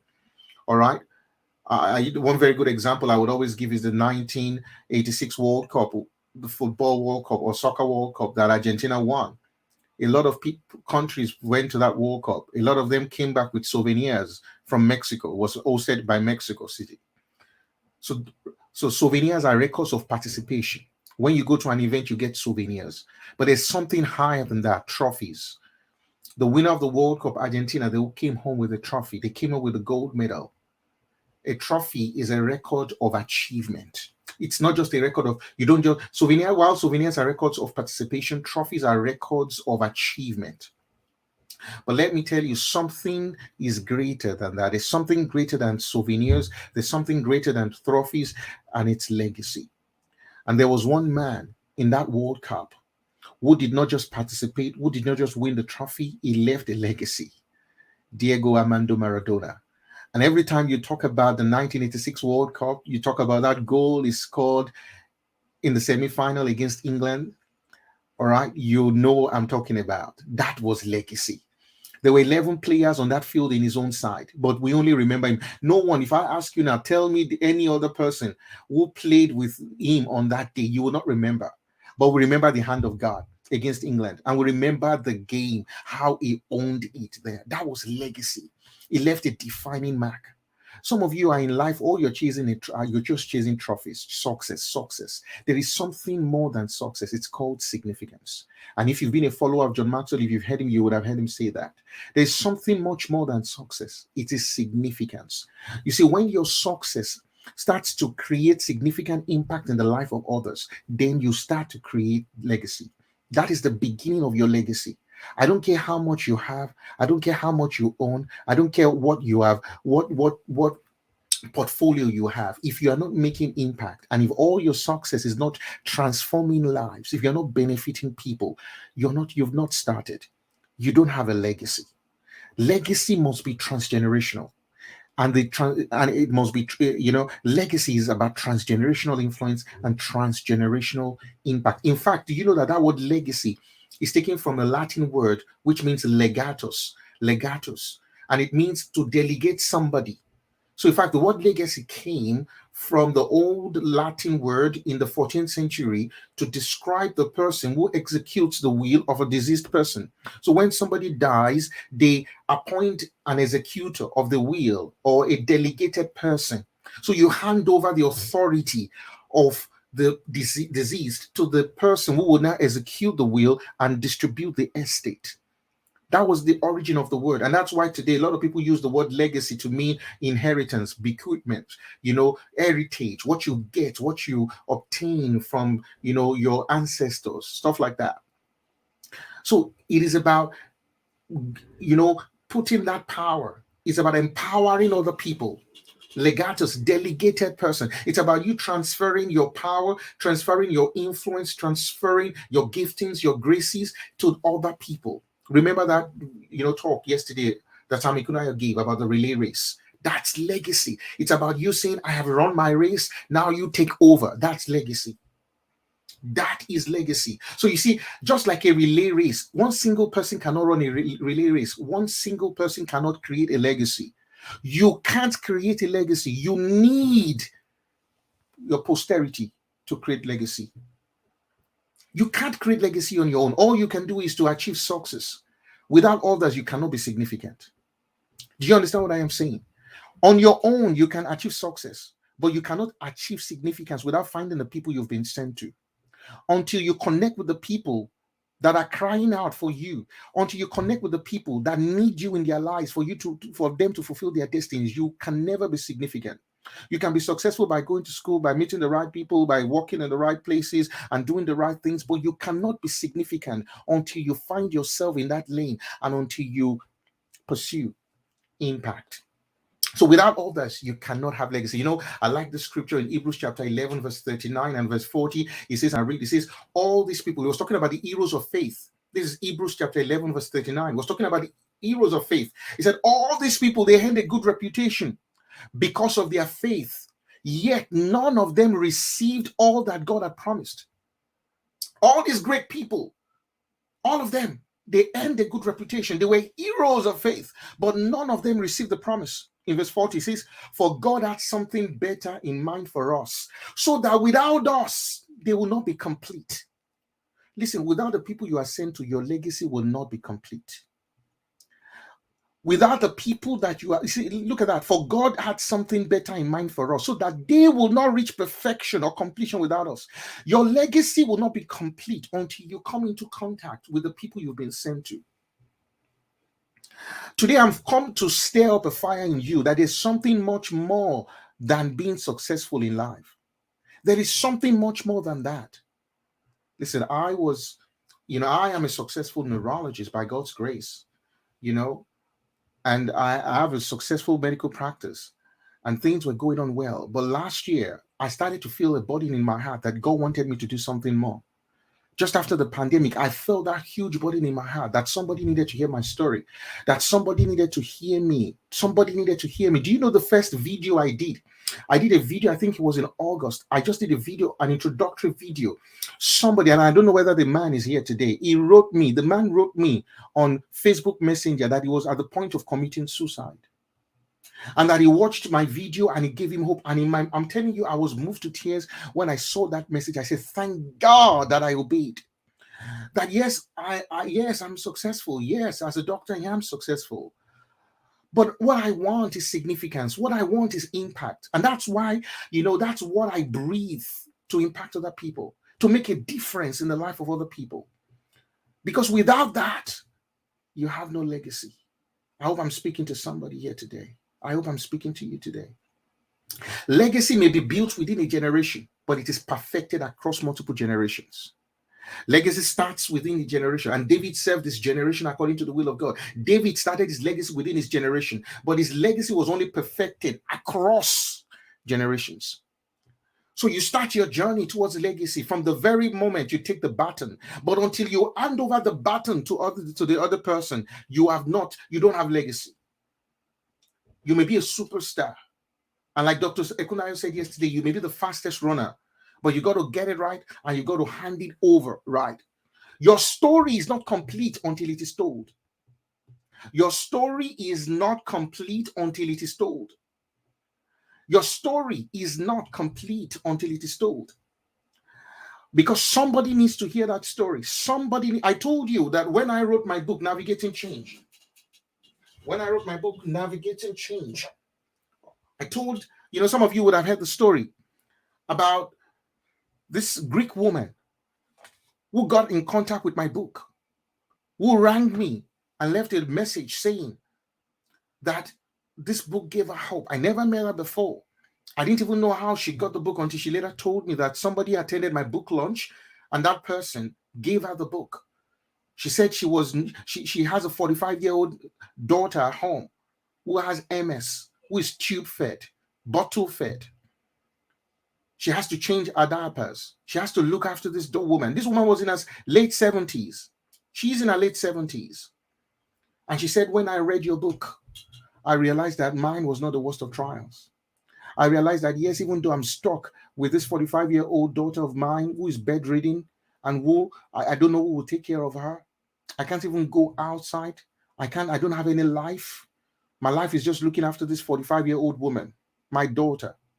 But when I read your book, I got hope. Let me tell you, I was in tears with this woman. And I said, God, I thank you because I wrote this story. I thank you because I wrote this story. If it was for this Greek woman, do you know, I've never spoken to her since then.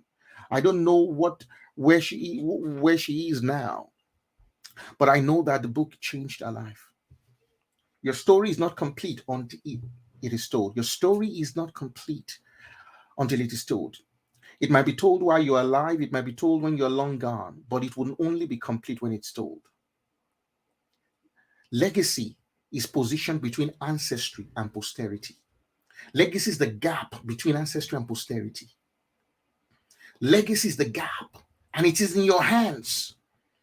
Legacy may be created by ancestry, but it is defined and perfected by posterity. Legacy may be created by ancestry, but it is defined and perfected by posterity. Wow. Without posterity, there is no legacy for ancestry. You see, legacy is right within that exchange zone that Dr. Samuel and I was talking about in the relay race, that exchange zone where the baton is passed. And once you get that baton, you start to accumulate your record. So your legacy is the accumulated record between receiving the baton and releasing the baton. Your legacy is the accumulated record between receiving that baton and releasing that baton. And that's why you got to take it seriously. Your legacy is that gap between receiving the baton from ancestry and handing over the baton to posterity. And I said, when I'm talking about ancestry and posterity, I'm not necessarily talking about your father and your children, because generations didn't necessarily work in that way.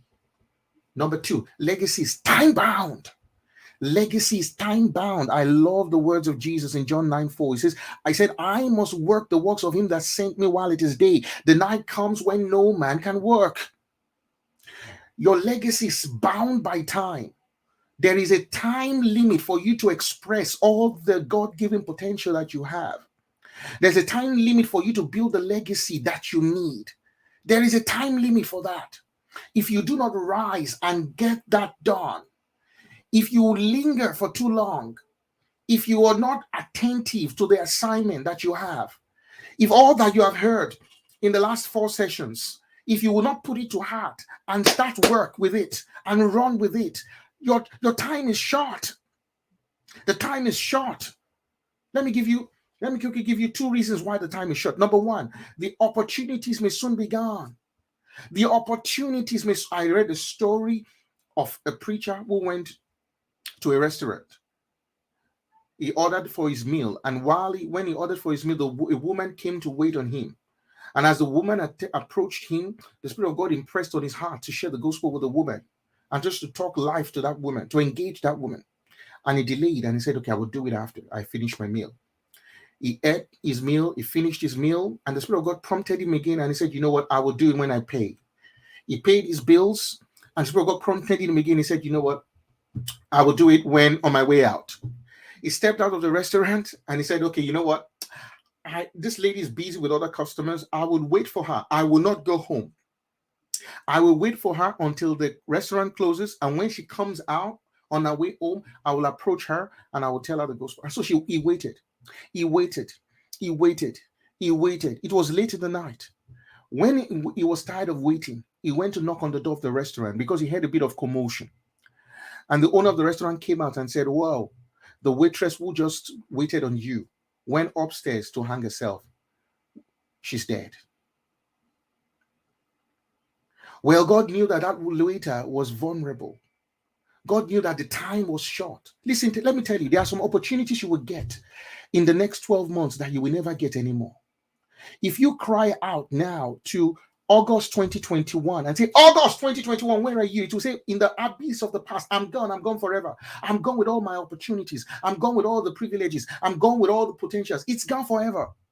The opportunities will soon be gone. That's why you cannot dilly-dally anymore. That's why you cannot waste any time anymore. That's why you cannot live an average, middling, mediocre life anymore. That's why you have to stand up now. Because today, this is a call to action. You cannot be part of Legacy 2021 and still live an ordinary, average, unremarkable, forgettable life. It's time for you to stand up and say, "You know what? I'm not going to waste my life anymore. This is it. I have to stand up." D.L. Moody was a great preacher. He preached in the 1800s. This particular day, he was preaching on the 9th of October, I think 1857. He had a great crusade in Chicago, and he preached with so much power. And suddenly, at 9 p.m., the fire alarm in the whole of the city went off. And the Lord impressed upon the heart of D.L. Moody to lead the people to Christ. He called an altar call. Just before he was about to lead them to Christ, he said, "You know what? Go home, come back tomorrow." Because the crusade was on a Sunday night. The crusade was for 3 days. Let me tell you, that was the Great Chicago Fire. Go and read it. That fire lasted for 72 hours. It started 9 p.m. While D.L. Moody was preaching. It did not stop until Tuesday. Over 300 souls were dead. That church was burnt down. There was no more crusade. D.L. Moody did not have another chance. D.L. Moody said, "I led them to the lake. All I needed to do was to just get them to just have a dip in the lake, and I dilly-dallied. And I pushed it one more day. And I pushed it one more day. Your opportunities may soon be gone. You know, I watched this movie, Schneider's List, this movie of the Holocaust. And this man, Schneider, who saved the Jews when the war was over in 1945. And everybody was praising him. The Jews were praising him. Schneider was crying. He said, "Do you know?" He said, one gold ring could have bought a Jew. Oh, I could have done more. I could have done more. 6 million Jews were exterminated, but he could have bought 5 Jews with one ring. He could have bought 5 Jews with one wristwatch, and that pained him, and he was in tears because he could have done more. Your opportunities are going, my brothers. Your opportunities are going, my sisters. The opportunities that you have in your life are going. You say, "Yes, I'm young. I still have time." Who told you you still have time? Even if you have time, the opportunities, the lives that are waiting for you, that are, the lives that are waiting for you, they are waiting for your manifestation. The earnest expectation of the Creator waiting for the manifestation of the sons of God. Your world is waiting for you. There are destinies that will never rise because you are sleeping. Because you are still looking for success. Should you look for success? Yes. But I'm telling you today that you don't have to wait for a miracle to be the miracle. You heard Nick say that. You don't have to be. Why are you jumping from every single prayer meeting to this revival meeting to this crusade? You don't have to have the miracle to be the miracle. You have something. You have a voice. You have a story. You have hands. You have legs. You can do something. The opportunities may soon be gone. Number 2, your capacity may soon be gone. Well, maybe the opportunities are still there. Maybe the opportunities may still be there, but very soon the capacity will soon be gone. Oh, the capacity will soon be gone. I'm not sure whether you've heard this hymn before. "Must I go and empty-handed?" Oh, this hymn was written by Charles Luther in 1877, and Charles wrote this hymn when he had the story of a young Christian man who had lived a profligate life. He had lived a useless life, but he became very sick. And right at his deathbed, A month before he passed away, he gave his life to Jesus. And this man stood on his bed, and he was crying because he knew he was going to heaven. And he said, but you know what? Must I go an empty-handed? How can I go and to meet my Savior and not have any impact on this earth? You know what? The opportunities were there, but the capacity was gone. He was sick on the bed. He could not do anything. Now, even if he had the best voice, he would not have been able to sing. Even if he was the best writer, he would not have been able to write, because even though the opportunities were there, you know what? The capacity was not there anymore. Let me read it. Let me read that hymn. It's there. Must I go an empty-handed? Does my Redeemer meet? Not one day of service give him. Lay no trophy at his feet. Are you going to go empty-handed? The second stanza says, must I go an empty-handed? Must I meet my Savior's soul? Not one soul with which to greet him. Must I empty-handed go? Some of you, I know you may accumulate wealth on this earth, but are you going to go empty-handed? What will be your story? Let me tell you. Listen to me very, very carefully. Yes, the opportunities may still be there, but the capacity may be gone. I'm not sure whether you've heard of the white-haired man of George Street. I like telling this story. I'll actually share my screen so you can see, this man. This was a true life story. The white-haired man of George Street. I'll bring him up there. Wow, this man, yes, the white-haired man of George Street. This man, very powerful story. He was a young sailor when he gave his life to Jesus.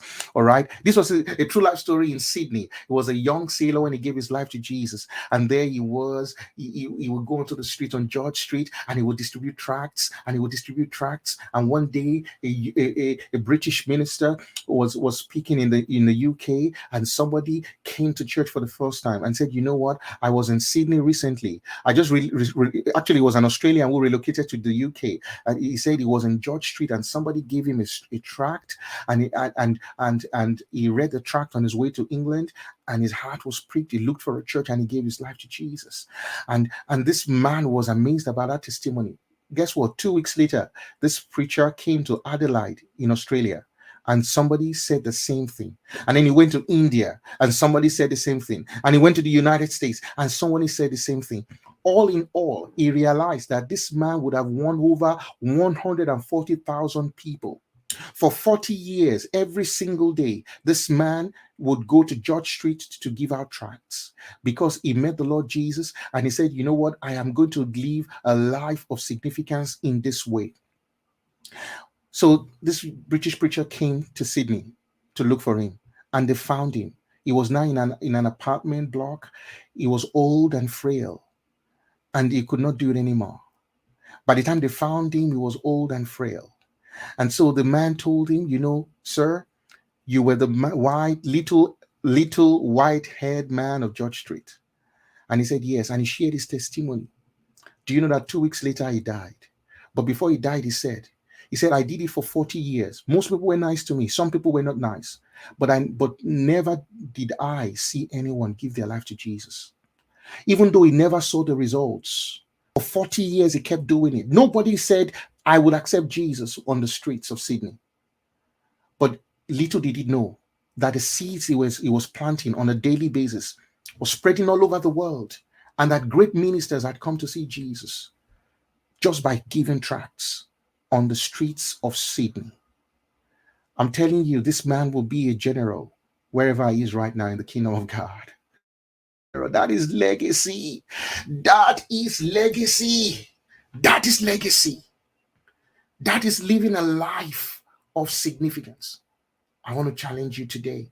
Your capacity may soon be gone. When they met him, he said, yeah, I still want to do it. I still want to go back to the street, but the arthritis in my knees will not allow me.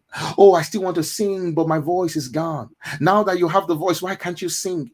Now that you have the hands, why can't you write? Now that you have the brain, why can't you study that course? Now that you have the idea, why can't you do it? A time will come when your capacity will be gone. Legacy is time-bound. You don't have forever to rise. Number 3, legacy is sinusoidal. When I mean sinusoidal, what I mean by that is that legacy is not just a straight line. Let me give you, I did a little bit of research on Usain Bolt, and I'm going to share with you this very interesting statistic. You'll be surprised. This is Usain Bolt's season best times. All right. So I went through Usain Bolt's whole career in the 100 meters, 100 meters, 100 meters. This is Usain Bolt. Most of us know Usain Bolt. 10 years from 2007 to 2017. These were the season best times. So the best times he clocked every year. Look at that. This is the world's fastest man, the owner of the world, holder of the world records, the guy who people still consider to be the greatest track athlete of all time. It was not a straight line. It was not a straight line. This was his legacy. This was his life. He had the dips. He had the times when he started so poor, very slow, 10.03. And then within 2 years, he broke the world record at 9.58. He never broke that record again. The next one, he went up. But you realize that when it was the Olympics, the ones in red, the 3 Olympics where he won gold. Look at the last Olympics he won, 9.81. He still found a way to win. He still found a way to win. But he wasn't as great as that. Some of you think legacy is all about being loud, being heard, being in the limelight. Sometimes, you see, legacy is sinusoidal because your peaks are as important as your troughs. Your highs are as important in your story as your lows. Your ups are as important as your downs. Your boom is as important as your bust. Your crests are as important as your troughs. Your ebbs are as important as your flows. Your ascent is as important as your descent. The good times are as important as the bad times. This is legacy. So stop living in the self-deception. Some of you think this is legacy. Some of you think it's a straight line. Some of you think, you just maintain that, constancy. No, your life is not going to be like this. This is the world record time. But he never achieved that world record time again. But you see what? At the end of the day, if you're still going to talk about Usain Bolt today, you still describe him as the greatest track athlete of all time. But this was not, he didn't achieve it with a straight line. Did he? No. This was what he had. This was Usain Bolt's legacy. This was 10 years of toil. 10 years. He had injuries. He had disappointments. He lost. He had failures. And you watched the video yesterday that Dr. Sam shared. The last race, he failed. He dropped the baton. You see, let me tell you, all things, including your failures, work together for your good. Your scars are part of your story. Don't cover your scars with foundation. Don't cover your scars and try to be unoriginal. They are part of your story. They are part of who you are. A few weeks ago, I was sharing with some people that I was addicted to pornography at some point, and they could not. I know they were shocked. Yes. Did you know how many people did? One day I was speaking in an event and I told them about my story of pornography, how I overcame it. Do you know somebody reached out? Do you know? Let me tell you. Do you know that the anchor, the owner, the person who invited me was the one that wrote to me and said, I'm a porn addict. That can I do coaching?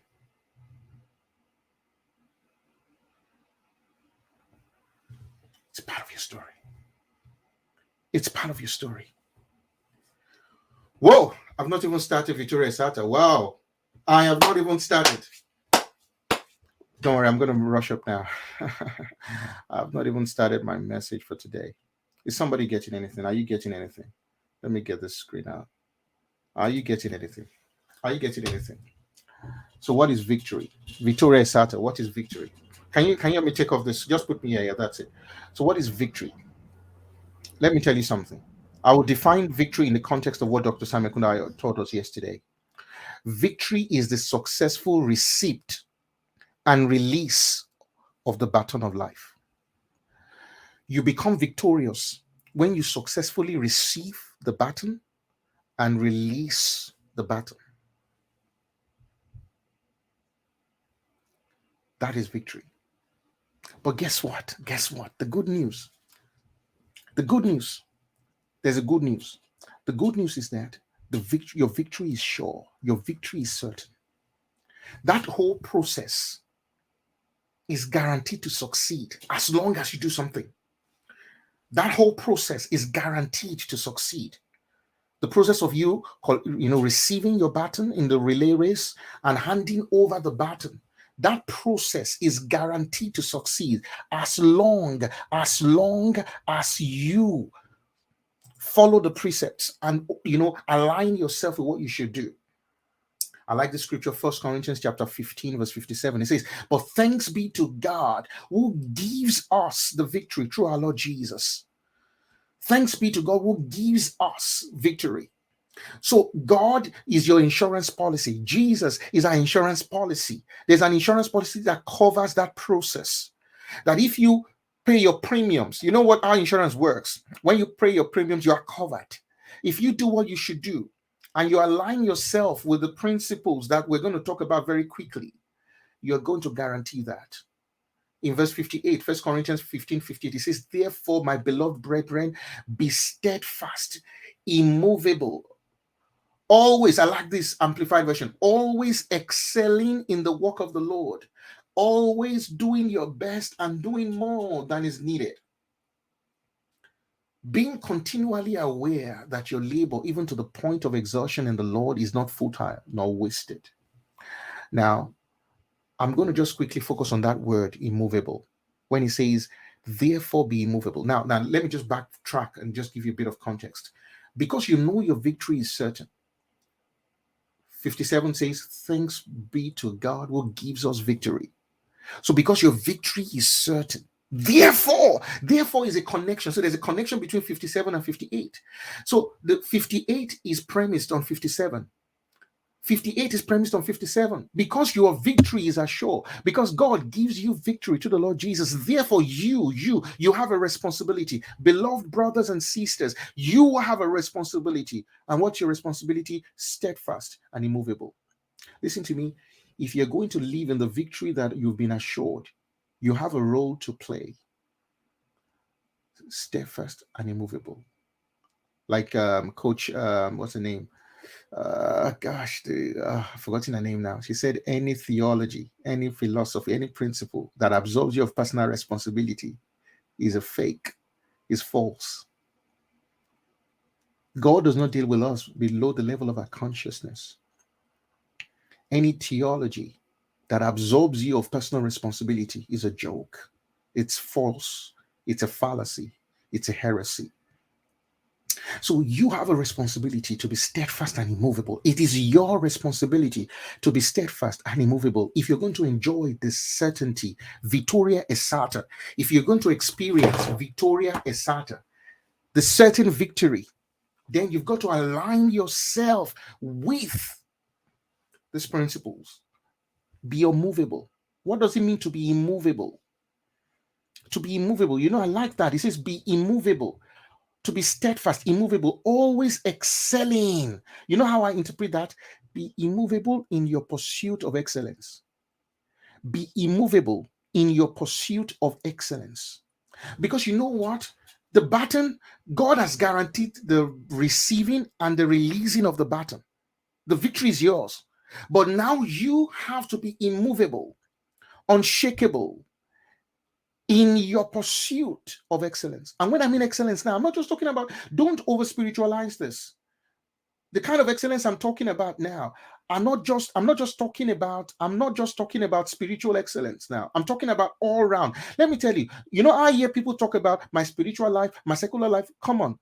There's nothing like that. There's nothing like your spiritual life and your secular life. You have one life, and your life is both spiritual. Your life is everything. Your secular life is spiritual. Every aspect of your life is part of your life. There's no aspect of your life that is not spiritual. In fact, work is ministry. Work is ministry. When God created Adam, the first assignment God gave Adam was not worship, was work. When God made man, go and read your scripture. The first word, thank you, Coach Edin Owunka was the one who said that. Now, the first assignment God gave man was work. Work. Work is ministry. Work is ordained by God. Every aspect of your life is spiritual. So when you say the work of the Lord is when you turn up to work. It's the work of the Lord. When you turn up to work, you're working for God. When you help somebody on the road, you're working for God. When you visit the prisoners, you're working for God. When you help, your neighbor, you are working for God. It's not the pulpit. I'm not talking about you preaching. I'm not talking about you singing. I'm talking about you going to work. I'm talking about you going to school. I'm talking about you studying in school. If you're studying here, you are working for God. Everything you do is the work of God. Everything you do it to the glory of God. Everything you do is for God. It's for His glory. Everything you do is for His glory.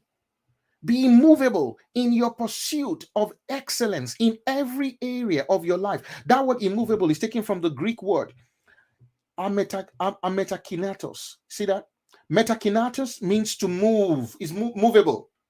But when you put a, that a is like I am immovable, metakinatos or metakinatos. Yes, metakinatos.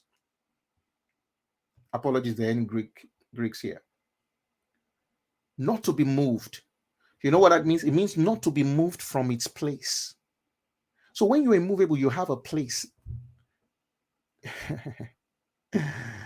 To be movable is not to be moved from your place, because you have a place, and it's in your place that your grace will be released.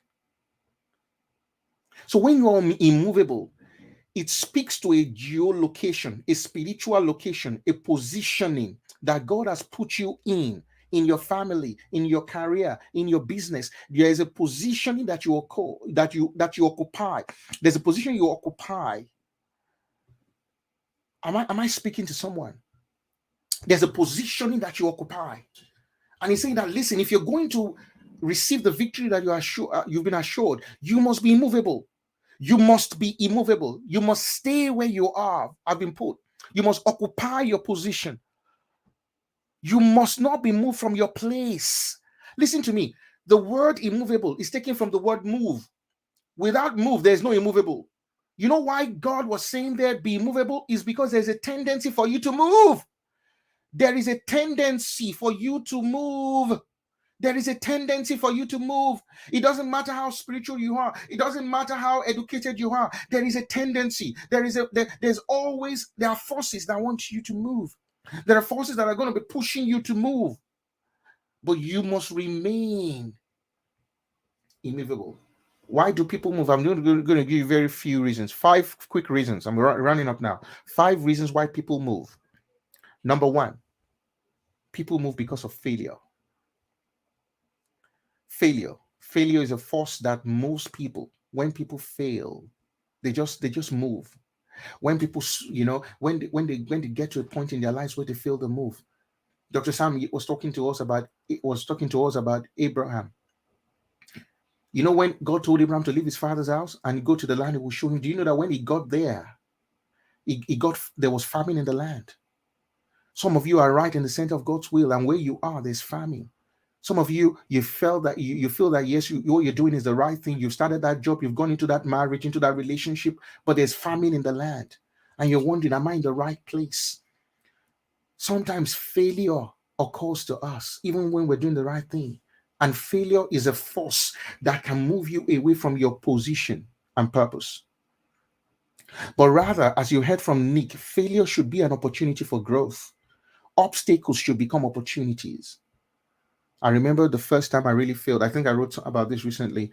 The first time I failed, I wrote a paper. It was just the beginning of my PhD, and I put in a lot of work, and I was rejected. I'd never failed an exam before. I'd never been rejected before. That was the first time. The journal rejected my paper, and they didn't even ask for corrections. They didn't even ask for changes. They just said, this is not good enough. And it was just at the very beginning of my candidature. And I thought, do I really need this? Do I really need this? This is, over 200 patients studied. This is over 12 months of work, and just dismissed within 2 weeks. They didn't even consider it. They didn't even send it off for any detailed analysis. They just said, this is beneath us. I felt so down. I felt so, hopeless. But you know what? I just picked it up. I said, I'll try again. And yes, I did. I tried again. Didn't give up. I saw it as an opportunity to do more, recruited more patients, wrote the paper again, did it again, tried again. I saw it as an opportunity for growth. Within 12 months, my paper won an international award, and that's what you heard in the profile.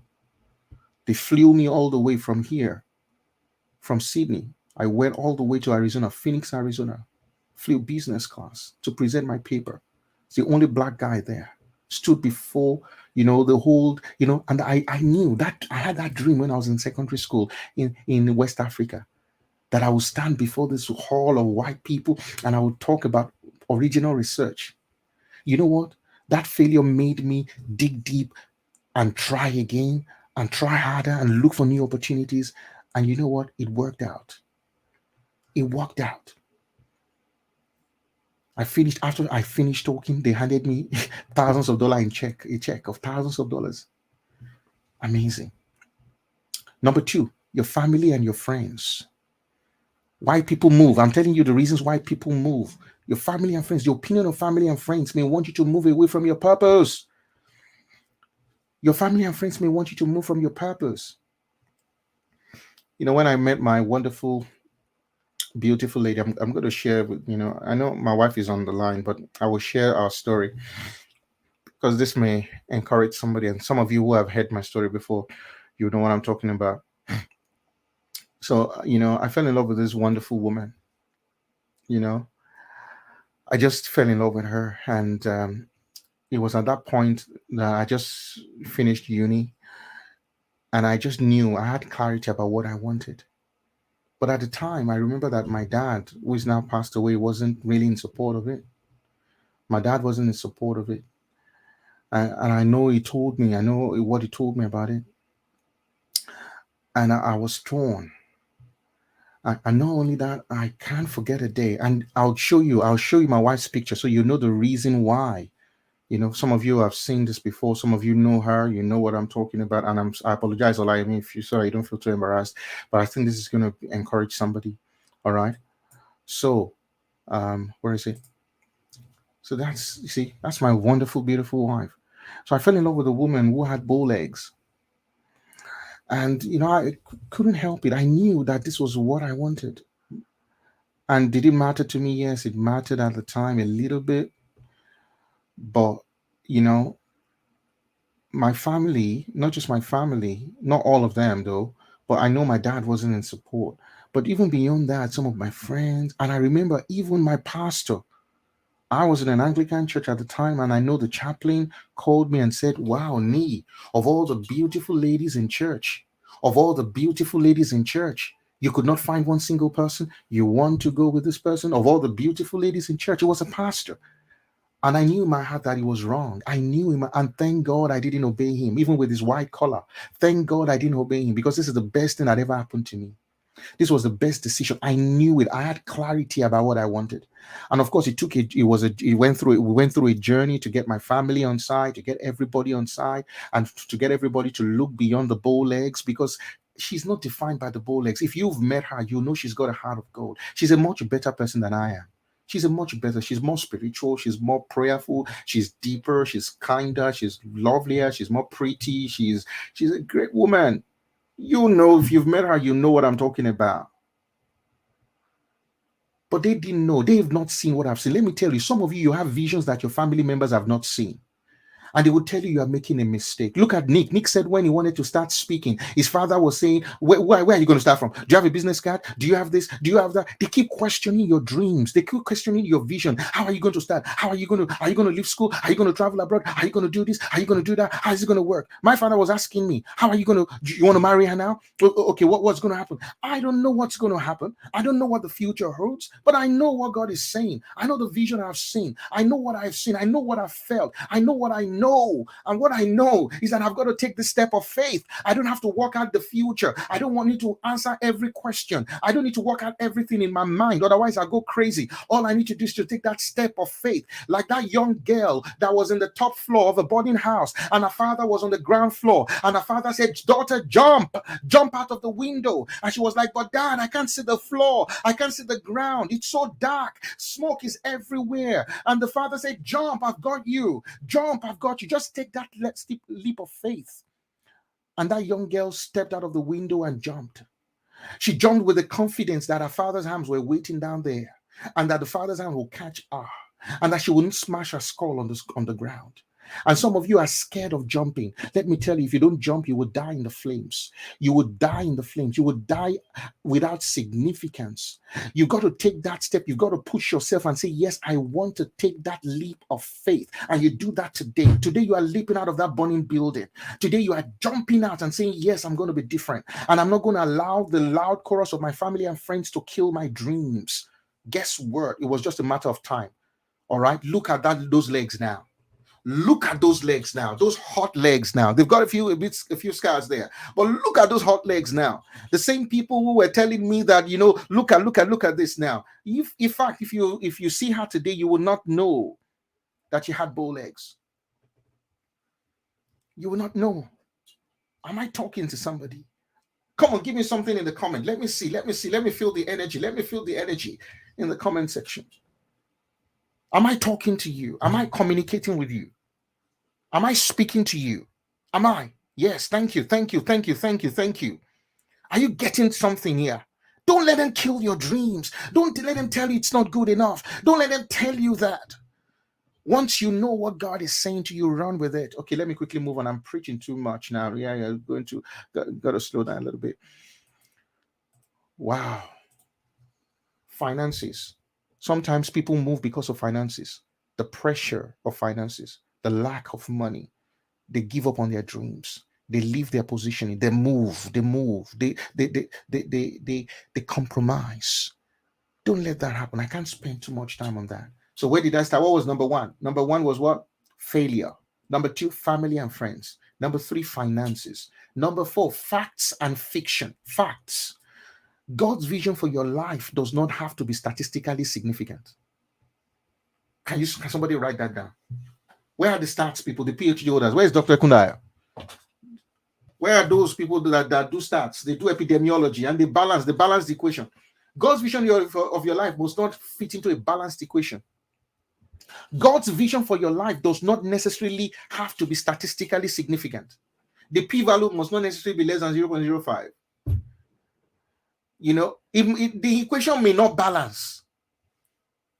So don't let the facts, don't let fiction, myths, don't let it hold you back. Some of you're letting the facts and fictions hold you. You're like the drunken man that gets into the boat and is trying to cross a river and is rowing all night. And then he wakes up in the morning in a boat to find himself is in the same position, forgotten to untie his boat. Some of you are in the boat that is tied down to facts and fictions. And every day you keep rowing the boat and you're wondering, why is this not working? It's not working because you have limited the vision to statistics. Oh, they've told you before that no woman has ever done that before. Yes, those are stats. Yeah, no man has ever done that before. Yes. No colored person has ever done that before. No person of faith has ever been this before. So you cannot be a Christian and occupy that position. You cannot be a person of faith and do this. They've limited you and you accept those beliefs. You let them sink into your mind and you already have that ceiling over your heart. You cannot rise above that mentality. All of these things, facts, they get in the way. They get into your head. They prevent you from fulfilling your purpose. If God has given you a dream, don't let facts and fiction get in the way. Finally, number 5, fear. Fear paralyzes a man. Listen to me. Courage is not the absence of fear. Courage is strength in the midst of fear. The courageous man is not the man that is not afraid. The courageous man is the man that will stand and fight his fears and overcome. So how can you be immovable in the face of all these forces? Failure, your family and friends, facts and fictions, fear, all of these things, finances or the lack thereof. How can you still be immovable? We'll go back to that scripture, 1 Corinthians 15:58. Therefore, my brethren, be steadfast, immovable. You see, the secret to being immovable is to be steadfast. The secret to being immovable is to be steadfast. By being steadfast, you become immovable. You know what it means to be steadfast? Steadfast is from 2 words. Stead, which is mean your stance. Stead means a place where your feet is planted. That is stead. Fast means it is firmly fixed. So your gate is firmly fixed in the place where God has put you. How can you achieve that? 4 quick things. Fast. Let's spell fast. F-A-S-T. F, fixed. Fix your gaze on the target. Keep your eyes on your goal. If you're going to be steadfast, you got to fix your eyes on your goal. You've got to keep that vision right there before you at all times. I'm telling you how to be immovable, how to stand and be steadfast without giving up. That's it. You've got to keep your vision before you. You've got to keep that. This is not a time to talk about vision, the power of visioning, or the power of vision. But fix your gaze. Don't look at the storms. Don't look at the storms. Don't look at how difficult it is. Don't look at all of those things. Keep your eye on the target. Keep your eye on the dream. Keep your eye on the vision. Keep your eye on what God has told you. Keep that vision. If you read my book, there's a chapter there, Dreams Come True, where I talk about my dreams, where I talked about how I would see myself doing the things that God had called me for. I saw this. All of these things that's happening, I'd seen them before. I had seen them. If I tell you some of the names that I have seen already, and I don't know how it will happen, and I don't worry myself about how it will happen, because I know as long as I align myself with what God has called me to do, it will come. Fix your gaze. Some of you are distracted. Your hands are into too many things. You are everywhere. You are everything to everybody. You can't keep your focus. Number 2, A. So we're spelling fast. F, fix. A, abound. Abounding in every good work. Excelling. To abound is to excel. What have we learned in this conference? We met Andy the cleaner. How many of you remember Andy the cleaner, who later became the preacher? We met him yesterday. Andy the cleaner. He excelled in that. We heard about Tommy as well.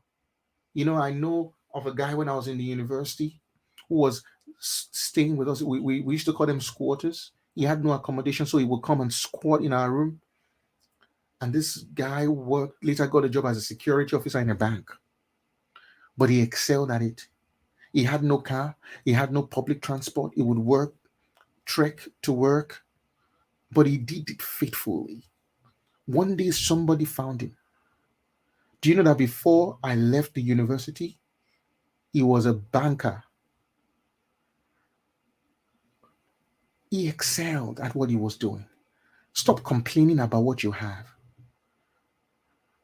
The late Miles Monroe said, don't complain about your seed, because in every seed there is a tree. In the trees there are fruits. In those fruits there are seeds. And in those seeds there are trees. Don't complain about the size of your seed. Abound and excel in what you're doing. Whatever is in your hands, excel in it. Give your best.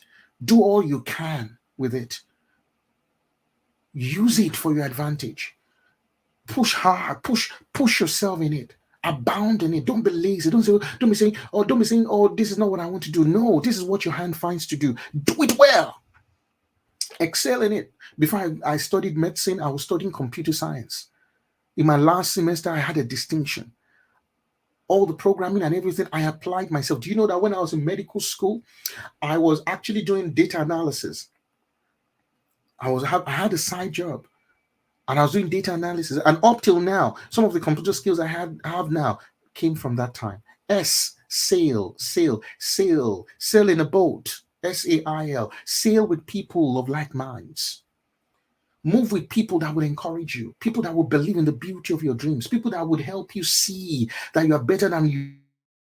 People that will help you see the real you. Don't move with people that will drag you down. Don't move with people that will not build you up. Sail with the right people. I don't want to spend too much time there. And T, trust. Trust in the word. Trust in his word. When God gives you a word, hold on to it. Run with it. Hold on to it. Run with it. Run the race with that word. It may be difficult, but stay with that word. Put your weight on it. I like the way Mike Todd, Transformation Church, puts it. Put your weight on it. He had a series on Crazy Faith, which I think is coming back. It's starting again tomorrow, Crazy Faith series. And I liked one of the illustrations he used there. Put your weight on it. Put your weight on it. Trust is to put your weight on that thing. Trust. I'll finish with the story. And for those who have heard me before, you probably would have heard the story, but I like the story. It's the story of Charles Blondin. Charles Blondin was a tightrope walker who was the first person to cross the Niagara Falls, the gorge between Canada and the United States. He did it in 1859, I think. He crossed the whole very, deep, wide gorge. He walked on and he did it by walking on a tightrope. He was a tightrope walker. So after he did it the first time, he did it over and over again. And now he started doing tricks. So while walking on the tightrope, he would sometimes fry an egg. He would walk with a frying pan and be making an omelette while walking on the tightrope. Sometimes he would take a wheelbarrow and cross with a wheelbarrow. He started doing all kinds of tricks. Sometimes he would juggle while on a tightrope, and he will be hundreds of meters away from the grounds. Certain death. It's crazy stuff. So people will pay. It was like an amusement for a lot of people. People will pay. So it was a business. People will pay. The crowds will be gathered to pay to see Charles Blondin.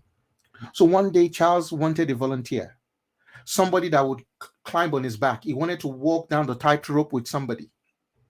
So he called out to the crowd and said, "Crowd, would anybody come and walk across from the United States to Canada on a tightrope on my back?" Nobody had the balls to raise up their hand to say, "Yes, we will do that." He had never fallen before. He had never tripped before.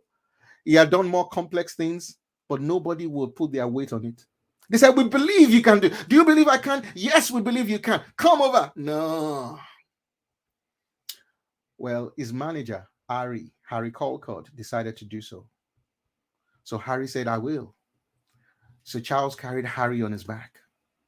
And that was it. They started walking on the tightrope. But before they started, Charles told Harry, he said, "Harry, you are no longer Harry Colcord. You are now Harry Blondin. You are now part of me. You are a part of me, my mind, my body, and my soul. When I sway, you sway with me. Don't try to balance yourself. When I sway, sway with me. When I go here, you go with me. Don't try to overcorrect. Just you are together with me." And Harry did that. Harry hung to him. And when Charles would sway, Harry would go with him. And when Charles would go the other way, Harry would go with him. And they got to the other side. Harry was ready to put the money where his mouth is. Some of you, God is saying, "Come with me on this tightrope. Come with me on this journey." But you're looking down, you're like, "I'm going to fall." You're like, "God, I know I'll stay where I am. I'll stay on this other side. I can't take that leap. I can't take that chance. I can't take that chance. I can't take that chance." But let me tell you, when he carries you on his back, be sure he will take you to the other side. When he lifts you on his back, I can guarantee you, he will not drop you. You don't have to overcorrect. You don't have to try to work it out yourself. Just stay with him. Just put your faith there where it should be and put your weight on it and walk with him. Listen, the greatest decision I ever made was that decision I made on that day in August when I heard about Jesus. And I just walked up to the altar. It was in an old Anglican church. The preacher wasn't very eloquent, but I just felt that I needed to make a turnaround. I needed to change. I needed to do something different. And that was what I did. I just stepped out in faith that this was my moment. I wouldn't let my moment pass. I want to give you that same opportunity here today. Maybe this is your moment. This is your moment. Maybe this is why Legacy 2021 has happened. And maybe you'll be watching this recording, and you've heard this. This is your moment. Don't let it pass. I wouldn't make the same mistake D.L. Moody made. You never know, maybe this is your last. I invite you to Jesus. I'm unashamed about that. If you're here, you're not, I'm not a religious person. I just came to hear Nick. Well, Nick belongs to Jesus. Nick is part of Team Jesus, and we are all part of Team Jesus. And all I can say is that you come to Jesus today. That's it. It will give you hope. It will give you meaning. It will give you strength. It will give you courage. It will give you the energy. It will give you a new perspective. It will give you a new reason. It would help you discover your purpose, your reason, your why. You'll get clarity. I'm proud to be a member of Team Jesus. I'm unashamed about Team Jesus. And I've achieved so many things in my life. You know, at the age of 14, I had finished high school. At the age of 16, I had a diploma in computer science. At 21, 22, I was a doctor. Married, I've got children. But nothing matters to me more than my faith in Christ Jesus. And if this is the last thing I would ever do,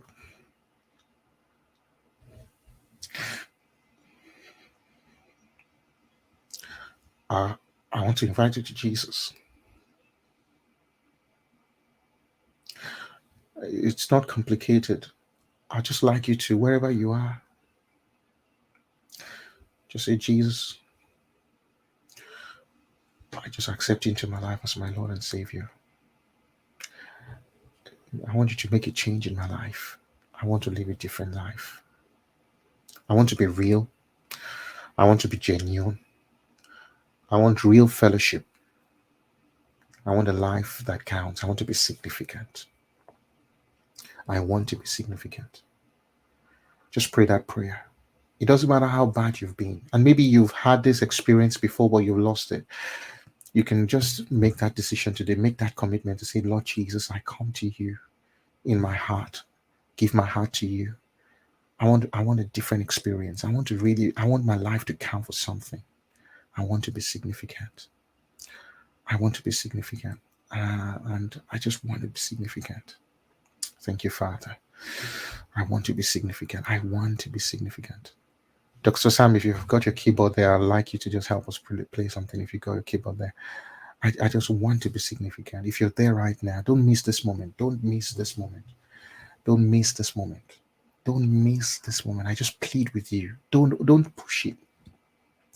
Don't push it. Don't push it. Don't push it. Now is the time. Now is the time for you to just say, Jesus, I want significance. You see, this meeting was not about prosperity. This meeting was about transgenerational significance. It's about raising a generation of people who want to stand at the gap, who want to be counted, who want to make a difference in their own time. And God is raising an army. God is raising an army. And I just hope you're going to be part of that army. Wherever in the world you are, Fiji, Japan, wherever you are, you're going to be part of that army. It's an army without borders, an army without walls, an army of God all over the world. And thank God you're here. Thank God because you're part of that army. And thank God because you're coming to Team Jesus. I'm going to pray with you right now. Lord, I just want to thank you for every single person who's made that commitment right now to come to your side, to accept you as their Lord and Savior. I pray in Jesus' name that you bring them peace. I pray in the name of Jesus that you grant them forgiveness of sins. You write their names in the book of life and you give them the grace to experience the new life of Jesus. You give them hope, you give them peace, you give them strength, you give them courage to stand their ground. And more importantly, you give them the assurance of salvation and the witness of the Spirit of God that gives them that strength and that hope that no matter what happens, they belong to Jesus. Thank you, Father. In Jesus' name we pray. Amen. And I also bless every single person here who's heard this word today. I bless you. I speak positively to your life, that you will abound, that you would abound, you would excel in every good work, and you will do what Yes, Lord. you have been called to do in Jesus' name. That God will give you the strength, the wherewithal to fix your gaze on Him, to abound in every good work, to trust Him, to depend on Him, Yes. and to do what He has called you to do so that you can live a remarkable life, a life Yes. of legacy. In the Amen. name of Jesus. Amen. Amen. Father, Lord, I pray for all the people who have attended this program. Some of them are not here right now, but I just pray your blessings on them. Every person that'll be watching all our videos, I pray the blessings of God on them. I pray for all our speakers. I pray your blessings upon all our speakers. All our volunteers, I pray that your blessings Yes, come Lord. upon them. I Yes, pray for Lord. your grace. And that if Sure. we have the opportunity to do this again, I pray that it will be bigger than this. Thank you, Father. In Jesus' name. Amen. God bless you. Mm. Wow.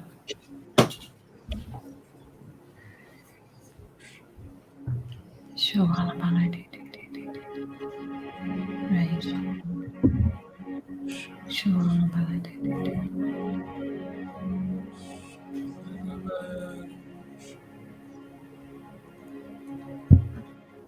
Praise you, Lord.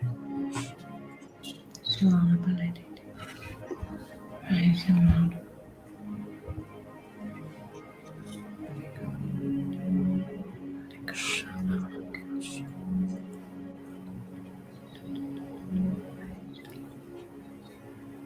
Mm. Praise you. Mm. I like to say that if you made that great decision today, please write me, write us. Can the team just put our email address there?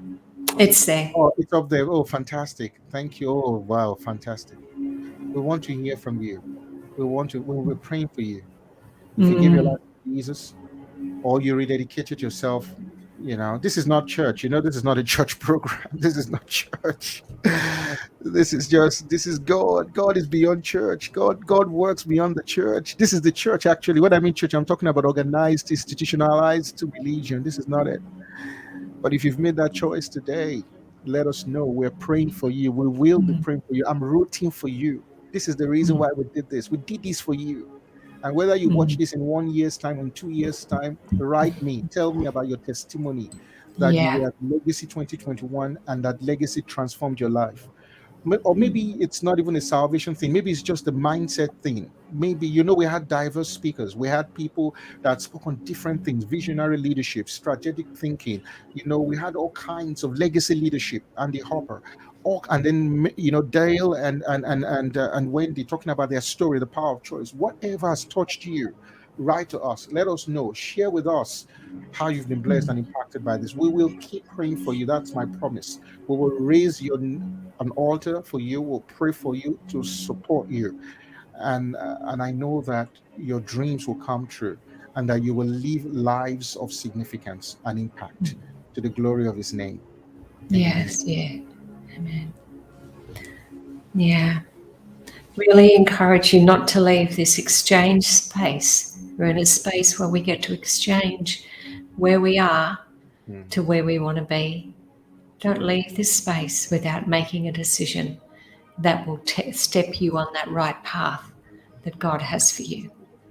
Really encourage you. As Niyi said today, or was it last night? I can't remember. It's all melding together that go on your knees before God. Reach out like I did. God will reach in. We reach out, God reaches in. Mm. Mm. Mm.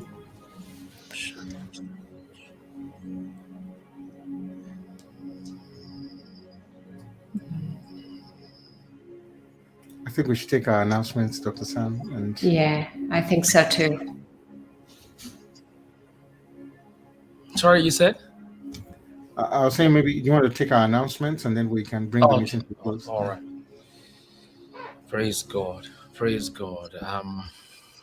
God has done something remarkable at this conference today. And I don't want this to just be another one of those conferences you have attended, in case you're here. I want you to take this moment seriously. Like Wendy mentioned, this is an exchange zone. It's an exchange zone, and you want to leverage this moment for God to use it to change your life forever. In this moment, in this exchange zone, we make decisions. Like Wendy and Dale told us earlier, we we make choices. We we tell God that our lives will no longer remain the same. And if you haven't already, please do so now. Write that decision down and say, Lord, by the virtue of this message, by the virtue of this conference, I realize this is another exchange zone for me. The Bible says now is the accepted time. Yes. Today is the day of salvation. Tomorrow may be too late, but this very day is the day to begin what God has laid on your heart.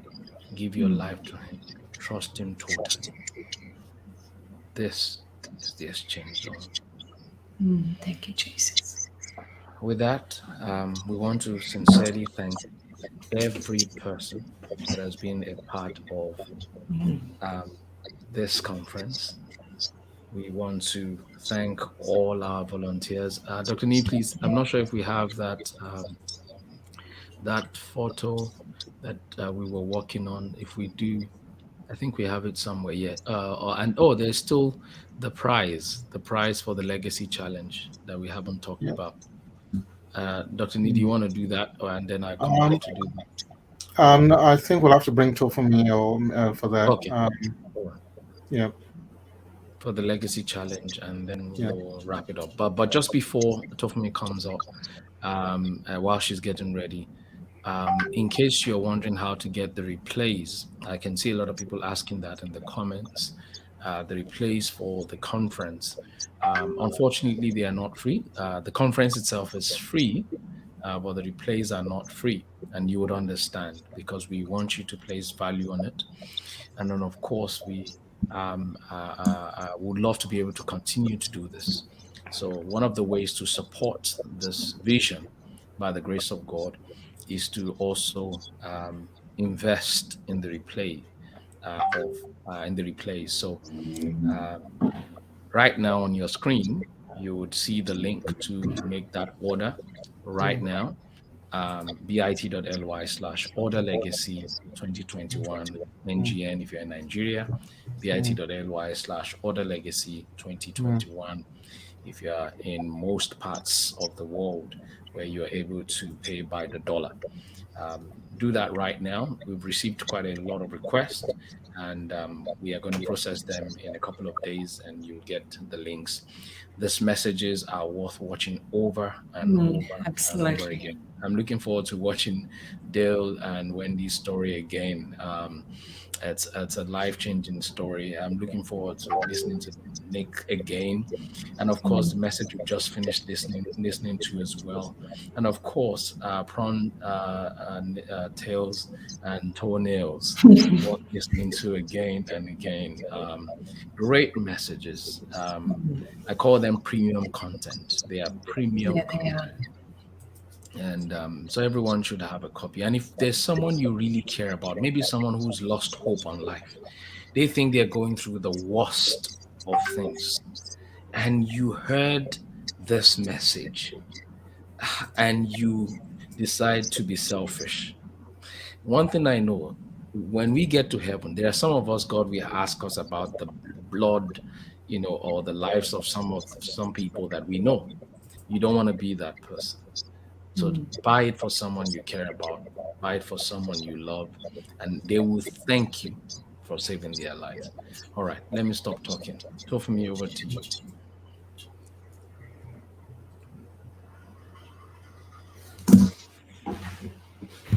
Hi, everybody. Can you hear me? We can.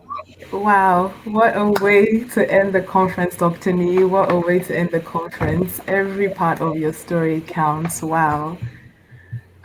I I am grateful for this for this opportunity to just briefly announce the winners of the Legacy Challenge. So most of you here know that we ran a challenge for 15 days. So the aims of the challenge was just to inspire the next generation of young leaders to live a legacy and to leave a legacy and to leave their legacy to lead today and leave a legacy tomorrow. So we ran that challenge for 15 days and we've got our top three winners. So I hope they are here with us tonight or this morning, depending on where you're watching from. Tell them the So, prize. Tell them the prize. oh yes, I'm so sorry. So the prize for the third place is 100 Australian dollars. The prize for second place is 250 Australian dollars, or 200 Australian dollars, I'm sorry. And the prize for first place is 350 Australian dollars, as well as a surprise from Nick and a coaching session with our host for tonight. So pretty exciting prizes for three lucky winners. I'm excited, and I hope the winners are too. So our third place, if we can just have the flyer up, please, and a drum roll, is John Kennedy. Is John Kennedy here today? So a lot of the content that was shared was powerful, and what I love is that the top three winners, they're all memorable. They all shared great content with us. So congratulations, John Kennedy. If you can please get in touch with us, just email us. Sorry, I'm not hearing everybody else. Can you hear me? Yes, Yeah, we can. Oh, excellent. So if you can just send an email to info@niyiborire.com and we'll be able to get in touch with you regarding your prize. Well done. Okay, and our second place winner going home with 200 Australian dollars is Lucky James. So congratulations, Lucky. Ted, where's the drum roll? Thank you. Congratulations, Lucky. So please also get in touch with us and we'll get your prize across to you. And finally, the winner going home with 350 Australian dollars as well as incredible coaching sessions with our hosts is Godwin. Wonderful. Congratulations. So well done to everybody who participated. I'm not sure. Godwin, if you're here, let's know if you're here. Congratulations, Godwin. So it's a pleasure to have you on the Changemakers International group. Well, we've got the Changemakers group, international group. If you're going to be a part of it, you would get a lot of value. So you can join us. So Godwin is here. Godwin, that's great. Godwin. Oh, well, don't take him off, please. Godwin, I just congratulations. Godwin is actually here. Godwin, Congratulations. Wow. All right, great. One more announcement for me. Oh, yes. So a couple of you that joined us for the pre-launch events will know that Wendy has kindly offered a coaching session to one lucky person who was able to register 10 participants for this conference. We had almost 25 people who had registered, over 10 people each, which I think was incredible. So Amazing. well done everybody. So we did a random ballot and we've selected one lucky winner.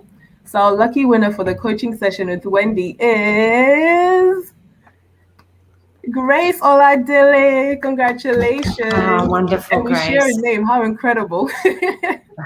But it's not biased. It was a random selection. Yeah. Congratulations, wow. Grace. We hope you're here. Congratulations to be having a one-on-one session with Wendy, and it will be valuable. I can assure you it will be valuable. Maybe I may consider doing one as well for somebody. So yeah, but don't worry, don't be scared to have coaching session with me. I will not be preaching to you. It wouldn't be like, some people like, coaching session, we'll be crying again, and no, there'll be no repentance. We'll check your brain. We'll check your brain. With your leadership and mindset and stuff like that. Okay, so I'll probably offer one to someone. For me, please remind me. Okay, we'll get that done. Yes, all right. Sir, Congratulations to all the winners. Well, I think I should just say thank you to every single person for making this. We would not have been able to do this. I'm not sure whether we have the flyer for the volunteers with their pictures here. There's another one we're supposed to have, but it's not come through. Let me see. Has it come through? Flyer for with all our volunteers. But yeah, it's not come through yet. But thank you to every single person. We had hundreds of volunteers for this event. Thank you. And even our core group, I can't remember all of your names, but you've been amazing, amazing, amazing, amazing. Thank you to every single person that has made this possible. Thank you, all of you. I can't thank you enough. Giving your time, your energy, your resources. Thank you for making Legacy 2021 a possibility. And thank you to all of you. Thank you to all the people who have watched this, all of you who have ordered for the recorded messages. All of you who have reached out to me on Instagram. I've been receiving so many messages. Thank you, thank you, thank you. I can't thank you enough. I pray that God's blessings that you've received will continue to abound in your lives, and that the value you got here would outshine even this moment. God bless you. Yes, thank you, everybody. What an honour to be part of this, Samuel and me and Tofumi and everybody involved. I've watched these volunteers in the background just making all the wheels turn, and I'm blown away by the dedication to serve, to be able to reach people across the world. I think we had 70 countries in these 2 days. So it's been just a delight and an honour and an incredible privilege to be able to be here. Amazing. And these are some of our volunteers. Dr. Sam, these are some beautiful. of our volunteers. Wow, amazing. All these wonderful, wonderful people who have supported us in one way or the other. Thank you to our volunteers. I can't remember all of your names, but I'll try. Paul, Comfort, Blessing, Emmanuel, Eve, Victor. I'm stuck with that one. Okwe, Ife, Better Glory. That's Better Glory. Yeah, Better Glory. Shania, Omolara, Julius, Tofumi, Mary. God bless all of you. God bless all of you. Actually, hundreds. We had another group of about 120 volunteers. God bless all of you. Thank you. Thank you. And if you all love these designs, all the designs for Legacy Conference, all the flyers, all the amazing stuff, it was done by a young man called Adebaki Opeoluwa of the Royal Diadem Publishing House. That guy is amazingly gifted. So please reach out to him. I always forget his No, Instagram you have to reach out to me. You reach out to me to get to him. You reach out to me to get to him. I'll connect you. Yes. 20% from. He's phenomenal. If you reach out to Dr. Niyi, you not get discounts, you get more. Amazing. Well, I think we're going to bring this meeting to a close. Thank you so much, guys. So. We love you. Thank you. Wendy, I'll ask you to just say a final blessing, and then Dr. Sam, you put up that song, God is Good, which has been our theme song. And shout out to Sam Tyre and to the great Southland Waves. I've forgotten the name of the choir, but they're an amazing choir. That song, God is Good, has been our theme song. So shout out to you guys. Wendy, please give us a blessing, and Dr. Sam can. Yes. Father God, we just pray now. We just speak a blessing over everybody that's been involved in Legacy, everybody that's attended, everybody that's listened audibly to the message, everybody that is going to listen to the recordings, to every speaker. Father God, I pray that you will bless abundantly, that for each one of us, whether we've participated as a volunteer, as a speaker, or as a participant, Lord God, that we will have been in this exchange zone and nothing will be wasted.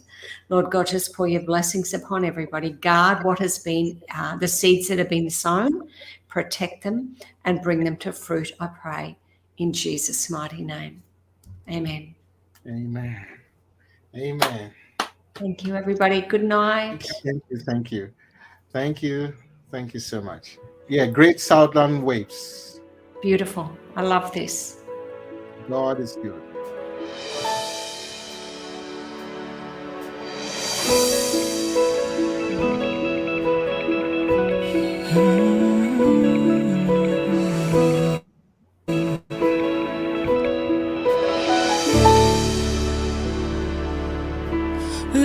Lord, here I am, standing at the door. My heart is full.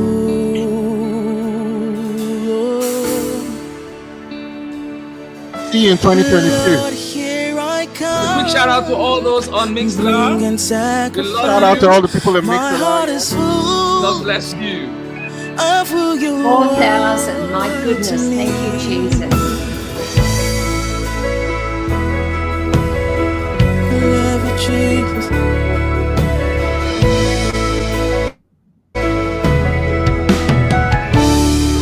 Say, Lord, here I am, Here I am, standing. at the door. My heart is. I come before your throne, God. Here I come, bringing sacrifice. My heart is full Yeah. of who you are to me. Say, Mom, yeah.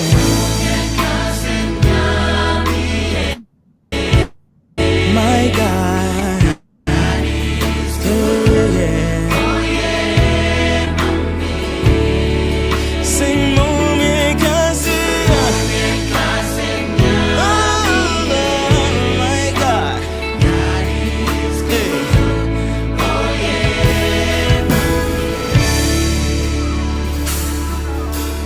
Faithful God and King, here at your feet, I bow to you.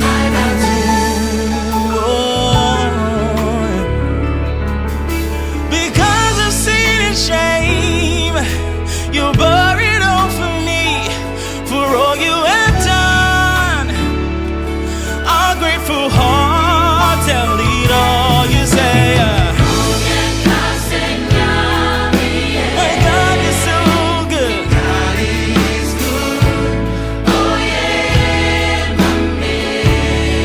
Say, Mom, God, say, my God, you're so good. Yeah, yeah. Oh, say, Mom, God, say, Mom, God, say, my God. Hey. Oh, yeah. Oh, say, Mom, God, say, my God, you're so good. You're good to me. Oh,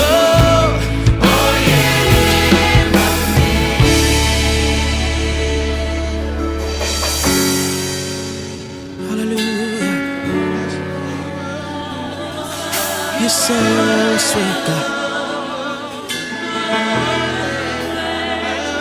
I've tasted you, oh God.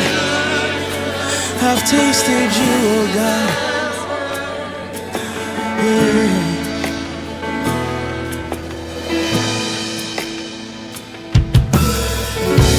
I've tasted, now I testify that my God is good.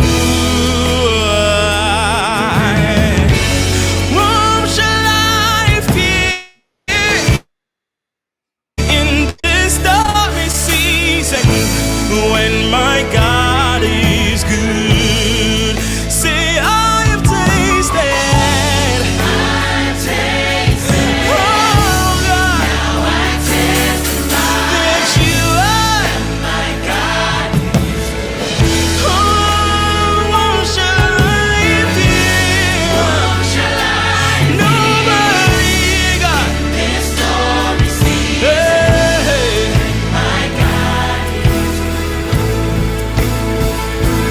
I've tasted. I testify that my God is good. Oh, whom shall I fear?